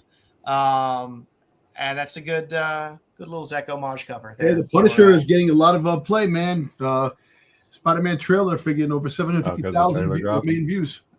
Yeah, and I mean this is the only Punisher exclusive I know that's dropping at the con, and it's a Stephen Platt. So again, you got a Dan Mora Batman cover, which is pretty nice. You need to get those damn Baroness covers. Jesus. Yeah, the Baroness covers will always get me. You got a Stitch cover too there. That's a Merca and Dolpha cover for Stitch. I have to get that. And then you got some obligatory Batman shit. Got a nice year. Hey, I'm Art Germ. This is the way all women look to me. They must have just spoiled that or something, because that's not a new cover. But it is shown as a con exclusive. Yeah, so. they probably spoiled it or something. This Batman cover looks badass. That's Jim Lee. So Jim Lee cover there on the Batman Hush. Mm-hmm. Or if it is a new cover, it looks an awful lot like one of his other covers. I love the Fantastic Four cover. I think it's an Alan Quah cover. But yeah, the Fantastic Four one is pretty nice. It's just a cool cover. It's just a good comic cover. And you got your Wolverine if you're looking for your Wolverine. And throw in another John Jang cover. Why not? For a little Spider-Man versus Wolverine. I always feel like I should be wearing 3D glasses when I look at his covers. You got plenty of Dork exclusives coming out there as well. These are from Beachside Hobbies. I got a couple. I bought two exclusive covers of Dork. I don't know. I want to start reading it. It's a fun read. It's an easy fun read. It's not a bad book. I don't know if it's worth all the hype that's getting poured into it in terms of what those books are going for, but it's overly pumped. But it's a fun little book. It's not a bad book.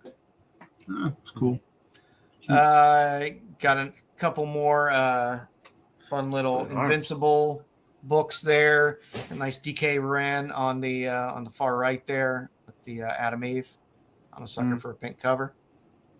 Hey, what's up, Bruce?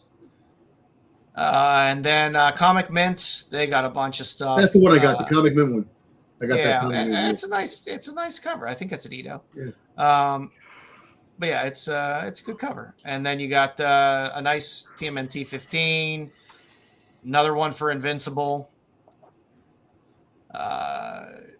The Pop Kill is quite nice. I'm very happy with with either Pop Kill selection, but the Sanders on the far left is very nice. You also got Exquisite Corpses 10 exclusive as well in there. Some more Silent Knights. I guess Silent Knights, it was a Kickstarter originally because I got it, the original one, because it was a Sosa Micah cover. I guess it's going open order, which seems to be the way of a lot of the Kickstarters now, where they'll give you a Kickstarter and then eventually the book just goes out as open order books. Just in time, Jack. Yep, we got a couple cosplay covers on Silent Night and Unholy Nightmare as well. Like Raichi. At least the one in the middle looks like Raichi, huh? Yeah, I believe it is in the middle. There's your obligatory Will Jack exclusive for the con. Yeah. I hate how much I like this one, to be honest with you, because I know he's probably, if he does like he did with the I Love New York, we're going to see like probably 35 renditions of this. You'll have another bite. You'll have another bite at the apple if you just waiting for the garbage. I just hate that I like this one because it is a good cover. I don't believe this actually. I guess maybe you can get it at the con. I got an email saying that you could get this, that it was going to drop on his website on Sunday. I thought, but maybe you get an early pickup at the con. Yeah, maybe it'll be a different cover on his website. It could be. Could be. Let's see. For Strange Tales to Collect, we got a little Nakayama there on Adam Eve, some Battle Beast covers. Nice little Something is Killing the Children there. I believe there's a version of the Something is Killing the Children as well. There's a Shannon Mare. Something's Killing the Children. There's their other Sora Sun cover. Or something. Yep. And you got a nice foil Invincible cover there. A lot of Invincible. Let me tell you. Wait, so foil, spot foil. So Invincible started again, brand new stories, right? Or it's a reprinting all the original issues. No, I have no idea. They were just reissuing issue 1. I don't know if it's brand new stories because I think I saw something like brand new issue number 1 that they're relaunching the series. I don't know.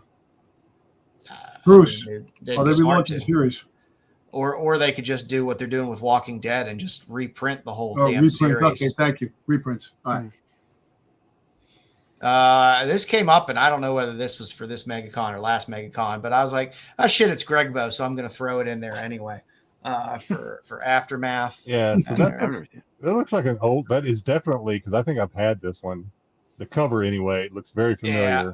I think they just slapped. I think this is a repurposed one of his older ones, and they put gold. Yeah, I couldn't tell between that and the John Gallagher cover as well. I was like, I don't want to miss out on it. So if I'm wrong, I'm wrong. I'm sorry. Well, everybody needs a little Gregbo. Yeah, and then you got Something Is Killing the Children there, an Urbe cover.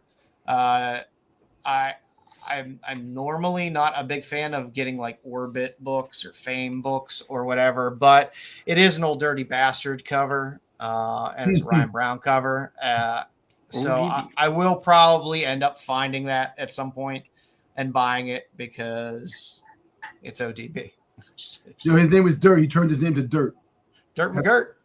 Dirt McGirt. You got a Small Soldiers cover in there. I don't know how many people are out there really looking for Small Soldiers, but sure. Not me.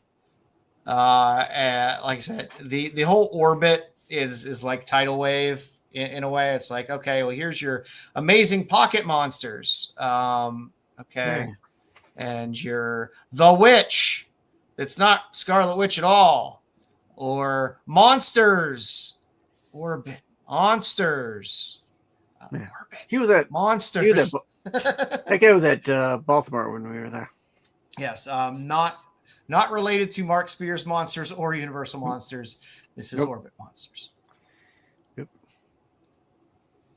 I got some fun. I was happy. I'm happy with Batwoman covers. Batwoman relaunching series. So I'll take some Batwoman covers. Why not? Got a little DCKO in there. Some more Joker. Like I said, I love Afro Man. They need it. Afro Man needs a series.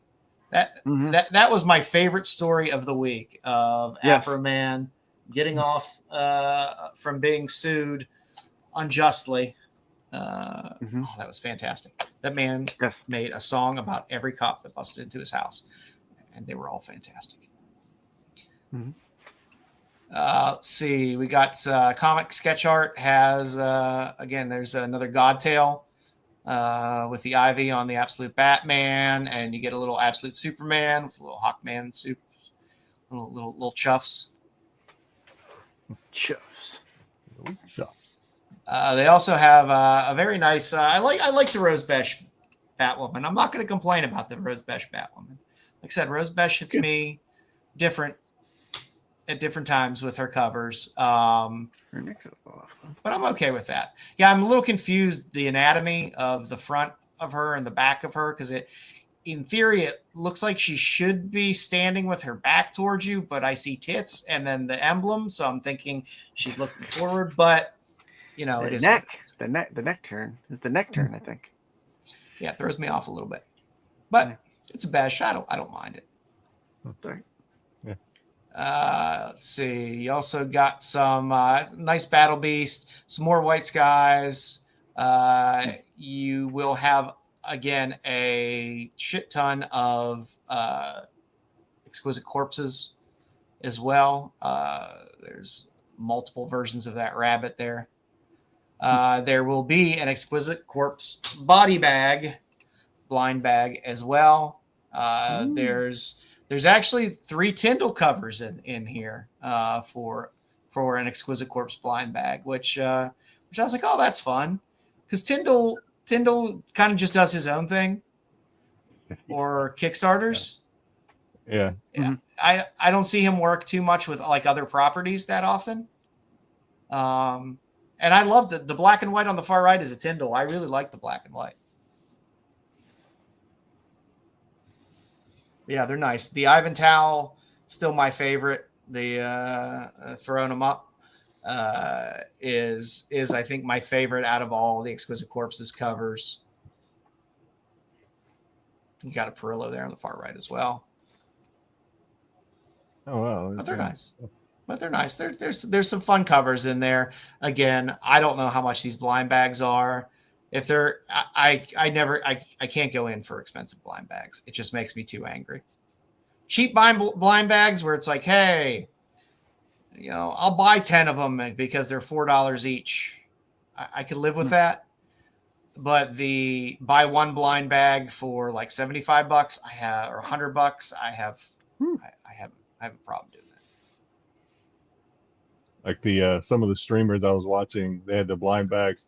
I don't know if you covered it when I stepped out or not, but at least on Whatnot, one of the hot blind bags seems to be the Crow.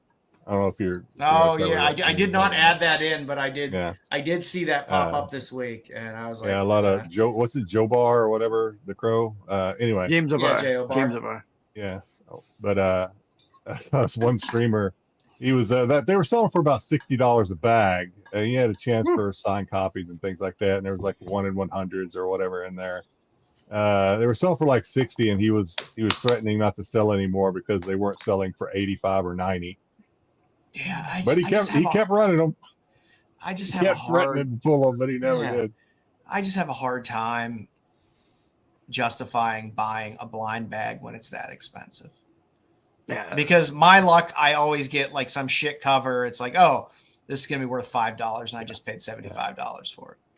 If there's a book in there I want, I'll just wait and pay the slightly, elevated price for the book as opposed to dumping $400 into blind bags. Yeah. The big clutch, I will as well. The big clutch blind bag with the Transformers. There was a couple of books in there I wanted, and the prices dropped on some of the covers. So yeah, I mean they probably will. $100, almost $200 a bag. The new wears off. Yeah. And I'm definitely paying that. I love to gamble. I'm a gambler at heart. Yeah, but not on comic books. I think that's the kind of the core. We don't need to go off on a tangent on blind bags, but I think that at the core of it, that's what a lot of it is. It's just the thrill of the gamble. It's like pulling the lever on a slot machine. Yeah, I'd rather buy a book for $5 that becomes worth $75 and then maybe collapses back down to $10 at some point than spend $75 on a blind bag, open it up, and realize, oh, I got one of the covers that's immediately worth only $5. Doesn't get any better, Tyson. It's just the older you get, the more things piss you off. Yes. Mm-hmm. Yes. Yeah. You got our favorite married couple, Perillo and Carla Cohen, banging out the exclusives for Carnivore Comics. So let's go Perillo, Carla, which were pretty easy to look at right away and check, although the signature makes it very easy. Carla's signature is always so easy to see. Yeah, I mean, I'm a big fan of Perillo, obviously. You guys know that. I like the Poison Ivy the best out of those two if I had to pick one. She's sitting on his face. Yeah. You got feet too. Yeah. I'm happy with the point he takes. You get the toe bump. So little something for everyone there. Also, you got the Batman Catwoman Perillo, Catwoman Carla, Harley Carla, and Joker Perillo, which are quite nice. And I like that Joker. I like the Joker one with the fish in the background. That's pretty good. And I will say, Carla outdid herself on the Invincible. Yeah, that is I don't collect just because I don't have endless fun. So Carla's one of those that doesn't quite make the PC box, but this is a great cover. Yeah, she did really well there with that. Then you got some randoms around here. I don't understand what's going on that Invincible cover on the far left. No, he's seeing the what he sees through to his. Yeah, I know, but that's his mask in the background. Yeah, his mask. Yeah. Takes a second. Yeah, kind of, but with I don't know. It's just like, okay, whatever. It's weird looking. Yeah, like I said, no lack of Poison Ivy covers for Absolute Batman stuff with the Absolute Poison Ivy. I'm going back to the Invincible. When you look at it at first you think he's throwing some sort of disc at you. Yeah. But then you realize, no, that's throwing some eggs. He's throwing some shiny Omni-Man eggs at me. Flipping something at you, like, hey. And you do have a Momoko in there as well, the Moon Knight, Mark Spector Moon Knight. Who's that second cover? I like the detail in that second cover. I can't remember for the life of me who did that second cover there. There's so many of these. And there was no way I was going to put tags on every single one of these. Because I love you guys. I just don't love you that much. Let's see. There's is that first one. God, is that a White Sky or is that Exquisite Corpses? I forget. The second one is the Davis Rider for Dracula, the black and white Dracula. It's Davis Rider exclusive, which is pretty nice. You got your Comic Tom Leaky Optimus. Yeah, it's it's a Tyler Kirkham battle damage. Yeah, a lot of people are bitching about the storyline. This the ending of this. Alita 1, like his spoilers. People have read the book already. It's been out for a while. Alita 1 became Alita Prime. Optimus Prime gave the matrix of her leadership to her. So now RC is the new Ultra Magnus. Alita 1 is the new Prime. So 2 women are now the leaders of the Transformers. There you go. And people are complaining about it. Maybe they'll transform into scissors. Yeah. So exactly. Kirkham had a cover in the Crow blind bags too. Any guesses? Oh yeah. Any guesses what it was? No. Come on, you just said it. Oh, battle damage. Battle damage. There you go. Oh, I'm so damage Crow. There is that guy is taking that to the well. It's been how many years now? He's not the only one that does it. No, I'm not gonna. No, I know. But he's a good artist. He is a good artist. He's not like he has to just kind of crap out stuff because that's all he got. He's a good artist. Kingdom of Nerds. I already know that. I know that. I read comics. Shut your mouth and sit in line. How long? Almost 2 hours before they got into it. I think that's pretty good. I do like the RC though. I do like the RC. Nokia. Don't tell me it's the other people out there that are complaining. So don't bitch at me. And again, you got that's Battle Beast. It's a Battle Beast, and then you got some more Exquisite Corpses covers, which are fun. That's the first Walking Dead homage I've seen in quite a while. Mm-hmm. Nice. All right, it's good to see you again. I'm trying to remember who did that Vampy that I threw in there at the end. I can't remember. Do you remember who did that Vampy? Yeah, I don't. I'm trying to see who he's this kind of the style who it might be. It's a little bit of a flat ass on the Vampy. Yeah. But you do have a nice Carla Cone. Something is killing the children. Nice, yeah, nice size. You got a nice Suspiria, Exquisite Corpses as well there. I believe that one's from Hive. What's going on in that black cat? Okay, she's going through the beams. She's a cat burglar. That's the tassels. That can't be easy with all those tassels hanging all over the place to go through the yeah. Not really happy with the fact that it's like, oh, we get a Hughes exclusive. Oh, but it's just a virgin version of the Open Order cover. Yeah. I would have liked to have seen a little more like detail of Black Cat's body other than just nothing there and outlining her body is. Like I said, it was the A cover. I mean, Hughes has been doing all the A covers for Black Cat. They just turned it into a virgin cover. Okay. Yeah. There will be, I believe, Davis Rider. I think is going to have Sweet Death ash cans possibly available. This is Will Jack's book with Davis Rider. That's up. So yeah. That's pretty good. And what this was Dawn in the middle, right? With the zombie tramps. Yeah, that's Dawn. So this came out first. There's a full body one also that came out after. They always do the close up first for some reason. Yeah. And then there's a full body out now of this. And man, yeah, Dawn has just got her style. It grows on you for one. It's very really good for Zombie Tramp too. Yeah. Nice, and there's nice. I believe this is Comic Tom put out a nice Chuma Hill. Something is killing the children as well. I'm a big Chuma Hill fan. And then Top Shelf, they locked up Ito for a shit ton of covers. So you got a couple options for Ordained #1. Let's see. Then we got an Exquisite Corpses from Vlad Legostilov. I'm just gonna butcher that name. Legostilov. You got a nice little Rose Besh again. Again, I'm just like, I'm looking at it. And I was like, is that her back? Oh no, that's her front. I just get a little thrown off sometimes. Sorry, Rose. There's your Ito Dork cover, exclusive from Top Shelf. You can get a Mike. I think it's a Mike Chrome. That's Chrome. Well. That's right. Yeah, I was gonna say I saw that cover. Somebody was selling it. It's Chrome. Yeah, that's kind of wild. Yeah, he's holding the. I cup on her. I think this is my last slide here. This is all you're getting, kids, because there's just way too much shit.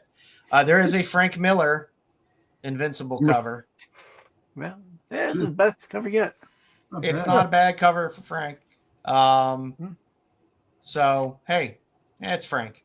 And then you have your 9 Mark Spears covers. With the metal covers that go with each of these. Yes. So Mark will be there with a bunch. I mean, two are the same. The first one. I like the third one on the top. Yeah, I like the first one on the second row. I like the tit to tit. That's nice. I'm not going to complain about that. I was going to say, aside from the breastises, I kind of like the Shark Man or whatever that is in the middle one, the top middle. I guess I kind of. Oh yeah. That is fun. I like the Mad Balls. The Mad Balls cover as well. Mad Balls. And the muscles and the muscle the Muscle Men cover on the one in the far bottom right as well. Just because I have a bag of Muscle Men floating around here somewhere. Yeah, so that is what we got. I'm sure there's more, kids. There's always more. There is. I'm trying to think. I don't know if it's an exclusive. I'm just trying to think of some of the ones I've seen. There is another Shikari Zombie Tramp as well that I've seen that I could be an exclusive. I hadn't seen it before the con, so I'm thinking it might be an exclusive. Like Soundwave cover is that there? Yep. So yeah, like I said, you covered almost all of them. I think you got a good sample, a good. Yeah, there's so many, and it's just. It took about 2 weeks to do this, right? It's such a pain in the ass to try to pull this stuff because number one, they drip stuff out. Number two, I can't tell what's a goddamn exclusive anymore. They're all just really store exclusives when it comes down to it, or artist exclusives. There's very little that's really a true con exclusive per se anymore. So, but it's a lot of books, a lot of new covers, a lot of fun stuff. It'll be fun to see how these things pan out. You know the way these cons are. There's always there's 5 books that'll come out they'll do really well. We'll get to see where they go. I don't know. Yeah, when I was pulling some to send you earlier, I would you go to their website. This is what was confusing me, and it's just kind of like a lot of it's just sloppy website management, I guess. But yes, it would say 2026 MegaCon exclusives, and then it would show you, but only some of them were 2026, some of them were older, and then there were some that said 2026 on the web page. But being the kind of IT geek that I am, I wanted to make sure that I was sending you good. So I'd go up and I'd look in the URL where you get like blah blah blah slant blah blah blah, or and it would say 2025, and I'm like, wait a minute. and again, and some of them, they would be like available at MegaCon, but it was just a store exclusive. It wasn't actually like a quote MegaCon exclusive. It was just a store exclusive that they were selling that they would also have at MegaCon. So yeah, it was rough. This MegaCon's really the only one I do this for because it's the first big con of the year. And they tend to load up on exclusive. So we'll see where they go. We will see. So everybody that's watching this, go to IG and send Pete an IG message saying that you want a Sunday breakdown of top 10 hot 10 MegaCon exclusives. Yeah.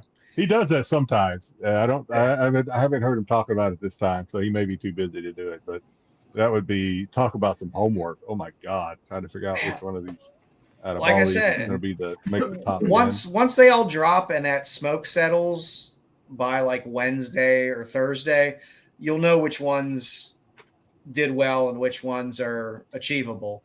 But like I said, if you're not going to MegaCon, if you don't want to try to bid up on these when they sell them on Whatnot and stuff like that, you can always take your chance. Wait till that dust dies down and maybe get that cover you liked at a more reasonable price.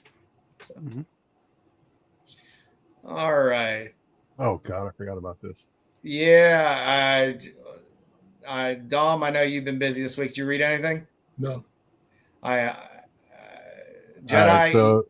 I've actually read 2 of these. So okay, I can guess which 2.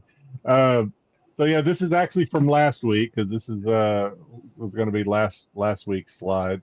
So I did read The Quiet Place. I haven't read anything this week, to be honest with you. Last week I did read Quiet Place #1, which I liked it. I did like it. So I'll probably keep reading that unless it just falls off my radar and I completely forget. I was pissed off. They crammed too much fucking dialogue in the first chunk. And then I was like, I know they're going to cut off the dialogue at some point. So why cram that much dialogue? It was just too much. They got to get it in before the monsters reach the island. They didn't reach the island till the very end of so hopefully they'll dial down the dialogue.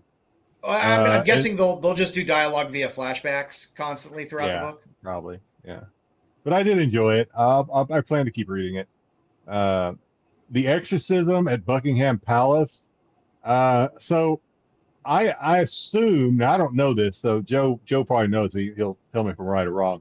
I assume this is either some sort of sequel, prequel, or at least by the same writers as Exorcism at 1600 whatever Avenue. Is that same? It is another volume of that series. So I didn't read that, so I kind of went into this kind of as a little bit of an experiment to see if I didn't miss anything. I was going to say it doesn't feel like I missed anything. Because I was able to kind of pick up on, just kind of like we're starting fresh, or at least so far there hasn't been any reason to reference back to the other story. I will say, like the original, it meanders way too much. I want to say this one had a good bit of dialogue too, actually, if I remember right. It did. I didn't mind it. I didn't mind it, and I'll tell you why. The original. All the panels were so dark you couldn't tell what the fuck was going on in the goddamn book 90% of the time. They at least didn't do that this time, so I was happy with that. But it still kind of meanders. The original book, the original volume, they would spend like page after page of just back and forth dialogue that wasn't necessarily relevant, and I felt we got a little bit of that. They could have tightened it up a bit. What you do in 3 pages could be done in 1 for a lot of this. It wasn't bad, though. I mean, it wasn't a horrible book. Yeah, no, I enjoyed it. This is another one that I plan to probably keep trying to read, priority being The Quiet Place over this one. But I do plan to try and keep up with both of these.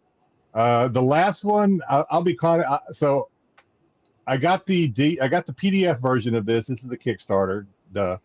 I haven't got the cover yet because the only reason I backed the Kickstarter is for this cover, the Dravacus demon girl cover.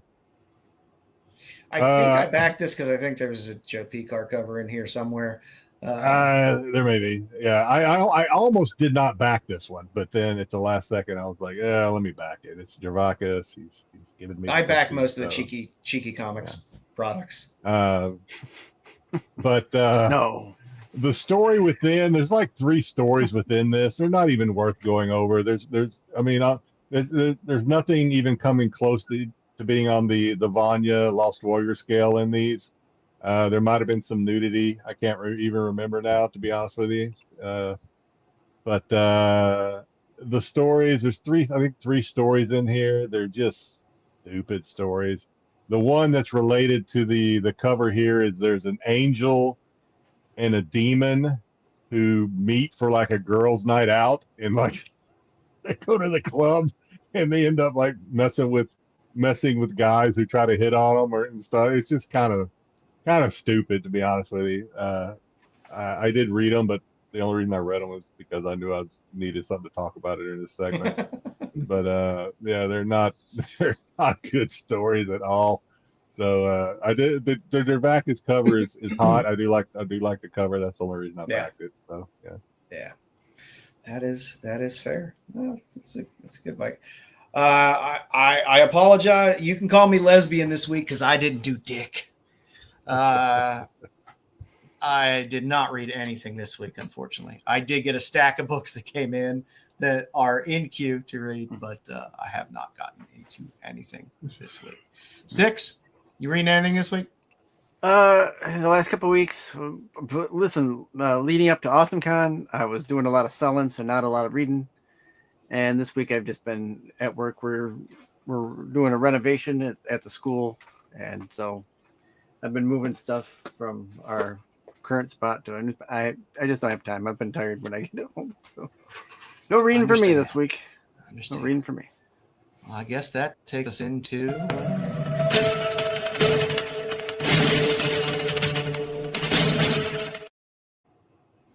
All right. I got a recommendation for you this week. New York Ninja. I saw that. It's available on Tubi. It's fantastic. I love movies that are so bad they're good. Yeah. New York Ninja is so bad that it's good. I do not trust you anymore, Joe. It's a bad movie. I'm telling you, it's a bad movie, but it's one of those bad movies you watch and you get a kick out of because it's so bad. You said the same thing about Dracula. No. I did this with that. I just did this. I was like, I don't know what to say. I'm sad that it's been 2 weeks and I didn't get to say this last week, but I went and watched Draculon after Joe put that on there because it's only 45 minutes. It's like a 45-minute little show with Suspiria. It is the longest 45 minutes of my life I think I've ever experienced in my life. It was rough. It was made in 2025, but you would swear if you did not know that, you would swear it was made in the 70s. It is just so strange, and it's just weird. The whole vibe of that thing is weird, but okay. It was. I will give you that. But I couldn't be like, hey, Tubi has something with a Suspiria cover on it, starring Suspiria. I couldn't not mention it. So weird. But New York Ninja is fun. It's a movie you can watch, and it is fun in how bad it is and how good bad it is. It has everything you want. Dirty New York from the 80s, ninjas, weird villains, a broad with the biggest set of tits that I've seen on screen in a long time. There's some good things in it. It's definitely something you can watch and get a chuckle if you're not expecting high cinema. If you're expecting a cheesy movie from the 80s, it's a good one to watch. And the villains are just weird. Oh, I don't have. So last week I didn't have any power. It's like I said, I broke out the DVDs. I watched. I only actually ended up watching 2 DVDs because I watched. What did I watch? Oh, I watched Saving Silverman. Oh wow. Which I haven't seen it in a long time. That's such a stupid show. Isn't that where he goes when he's talking to the guy? He goes, my uncle died in a plane crash. He's in a train crash. He goes, the plane hit the plane. Is the plane hit the train? Something like that. I don't remember that part. So that's with what's his name? The guy from American Pie, right? Yeah. Maybe it was in there. I don't remember that part, but yeah, it was. Maybe I wanted to watch it because I wanted to see the young version of the girl from what was the baseball announcer show that was on? Brockmeyer, yeah. Oh, Amanda Pete's tits. Yeah, Amanda. That's the only way I refer to Amanda Pete because. Yeah. It was the young version of her was in that show. She played the evil girlfriend or the mean girlfriend. I watched The Abyss, right? Director's cut. Fantastic movie. My son had never seen it, so I pulled my son. It's like, hey, we don't have anything. We don't have internet, so come down here and watch the DVD with your old man. He had never seen it. I sold it because I said it's James Cameron, Avatar, blah blah blah. I said this movie, it holds up. He really enjoyed all the way up to the reveal of the aliens at the end, and then he said, "This is the stupidest thing I've ever seen in my life." Oh, I loved it. Ed Harris was great in that movie. Yeah, that's one of my favorite movies of all time, to be honest with you. But he was into it. He said it was really good up to the alien city down at the bottom of the trench. That reveal, he said, was just kind of. He's like, no, this is dumb. I was like, all right, not for everybody, I guess. But and then he was complaining early on. He was complaining about the bad what is DVD 4.8 whatever, the bad resolution. It wasn't high def. The DVD wasn't high def enough for him. Had to watch it like us olds used to have to watch things. Yeah. So it was kind of fun watching it with him.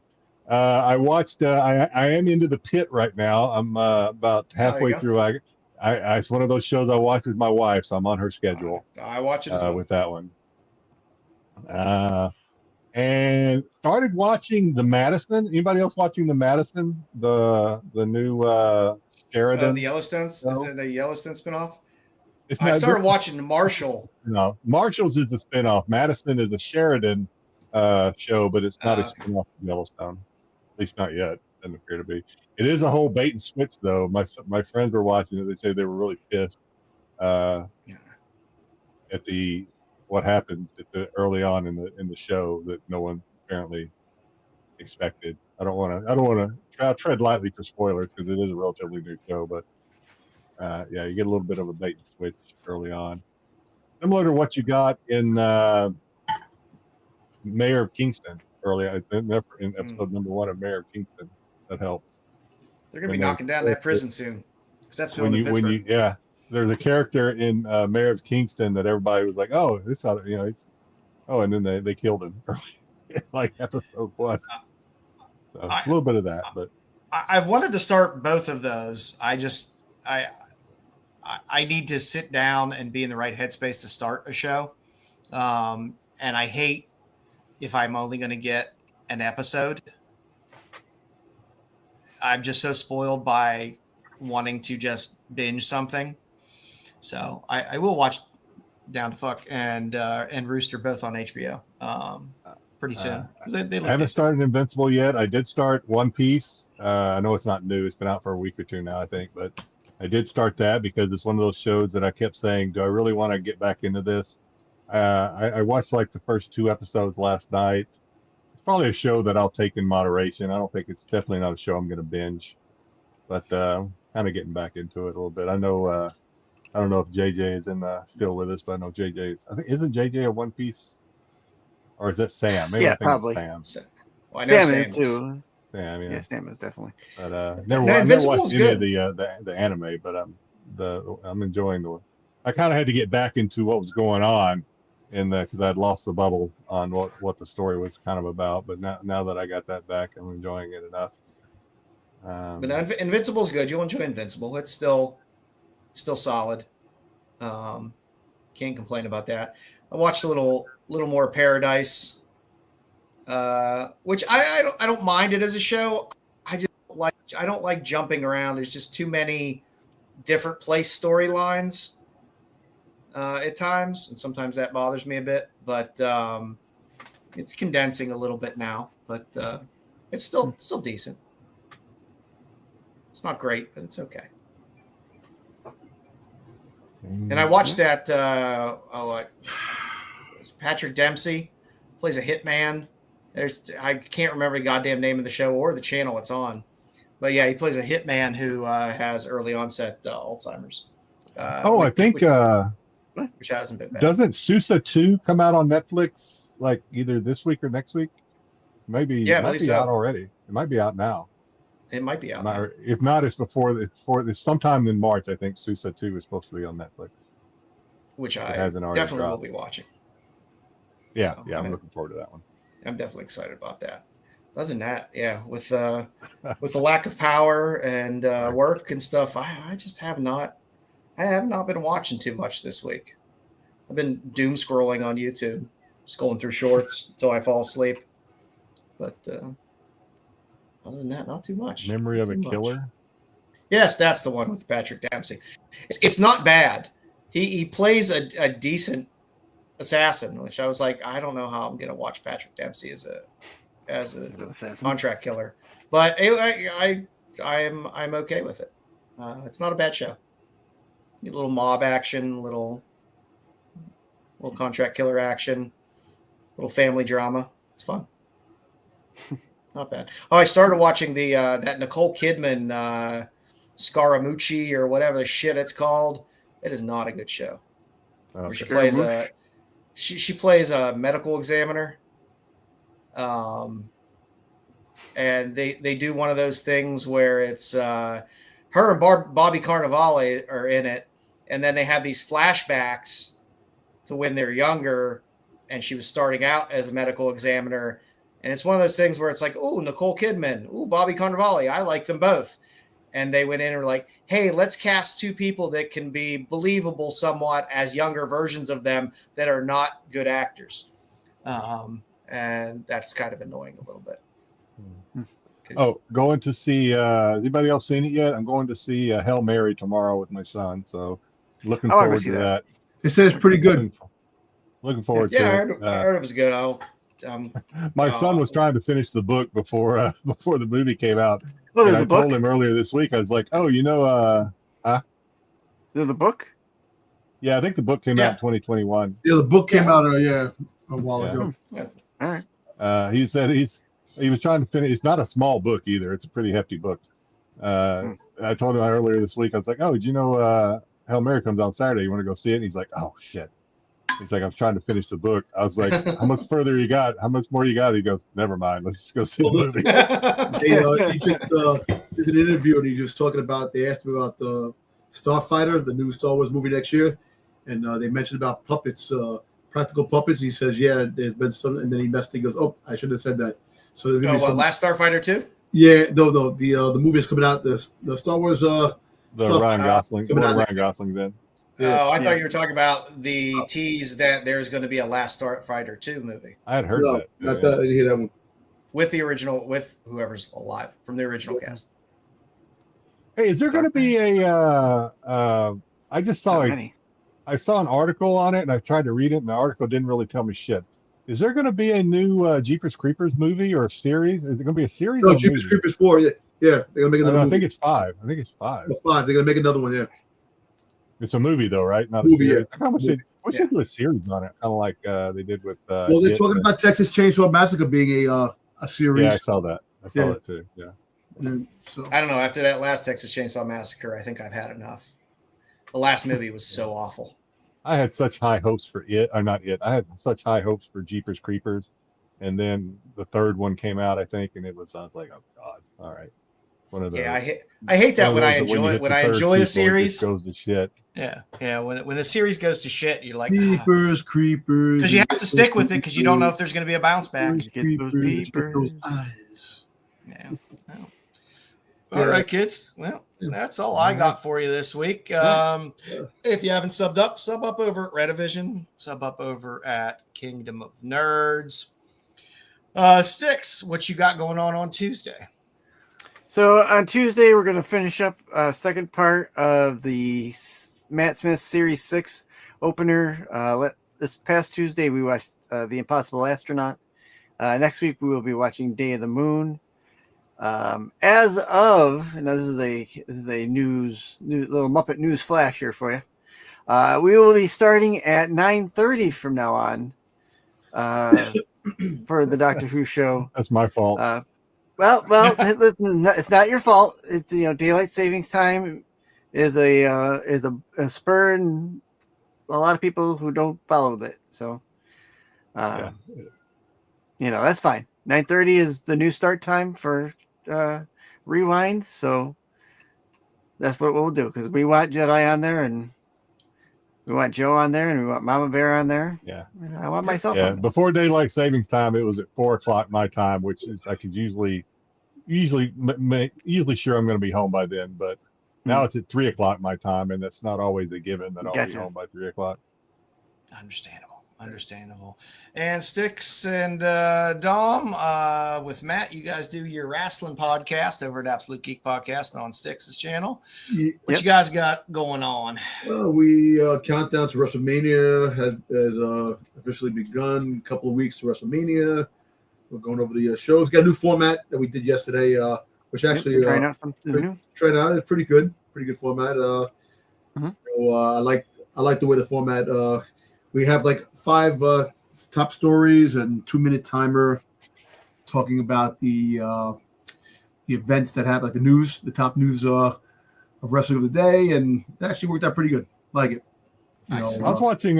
Speaking of Matt, of course, Matt's his channel, Absolute Geek Podcast. So I don't know if he's always done this or if it's just in my algorithm for some reason. It's now in my algorithm. His little shorts where he does like his comic walkthrough of like comic stores. He's doing that new. Doing that name. Yeah. It struck me, and I've never noticed this, and I struggle with this myself. So I feel like I can say this because I struggle with it myself. Matt needs to smile more. He looks he almost looks angry in those videos. So, and I say that because I struggle with that myself. It's something that my wife has had me work on for years and years, just try and smile more. Now it's becoming a little more natural the more I work on it. But because my wife's friends used to like, why is your husband always so pissed or look so mad? And she's like, that's just how he looks. That's just his general RBS. That's just how he looks. Next week, the So show's something I've worked on, but I noticed that when I was watching Matt's, he's like walking through talking about these comic books. Because I have good information, but it's like he just looks mad. He smiles a lot. He smiles. It's just that he. It's just his mannerism on how he is. I guess this week, so the wrestling show's gonna be on Wednesday this week coming up because I'm off to Kentucky, so won't be on the show. Heading to the hollers. So Jedi face. Yeah, that's what I got. I've worked on it over the years. Hopefully, it's a little better than it used to be. As always, you can catch CVSI Hot 10 on Fridays when Pete drops it. I think he's been dropping it at 10 lately. I actually just dropped the show now. As we were doing this, he was just dropping the show. Yeah, I think 10 o'clock is his kind of target, but he's been moving around a little bit. As always, you can catch us as long as we have power at 9:30 on Fridays. On Saturday, every time it rains now, we hold our breath. We're like, oh shit. Say his name. Yeah, I know. Is there an SNS tomorrow, Styx? I believe there is. Yes, there is. All right, at 9 o'clock. At 9? No. 8 o'clock. 8 we're o'clock. talking about the One Piece. There's Sam. Show. Hey, Sam. What time's SNS? What Yeah. time is SNS tomorrow, Sam? Yeah, Sam will know. I think it's 8 o'clock, but kids out west in your weird pockets of moving times. 9 p.m. 9 p.m. Okay. So I fixed the slide correctly. Okay. Excellent. There you go. As always, if you want to know what's going on in Star Wars and why Dom is always right, you can watch Tales from the Dark Side on Sundays at 9:15.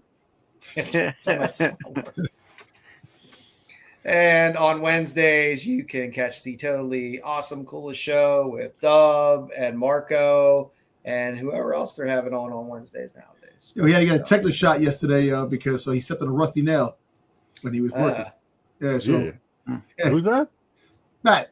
Matt. Oh, Matt stepped on it. Well, no wonder he's pissed. Rusty nail. So he had to get a tetanus shot. Crazy. That's crazy. That would probably have me frowning too. Yeah. So we appreciate you all hanging out this week. Yeah, if you're at MegaCon, have fun. If you're hunting exclusives for MegaCon, have fun. Don't overspend, kids. If you're on Whatnot, do not bid against me. And if you find it in your heart to buy some exclusives for the guys here, we'll give you the address to send it to. You know? Yeah. And always remember, there's more comic books that'll be coming out next week, and the week after, and the week after. So, comic books won't end if you happen to miss one. So, have fun, be safe, and we will catch you all next week. The qualified.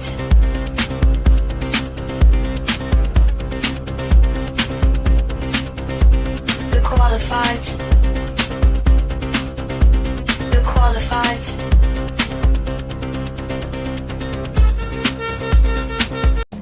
Bitches leave. The qualified.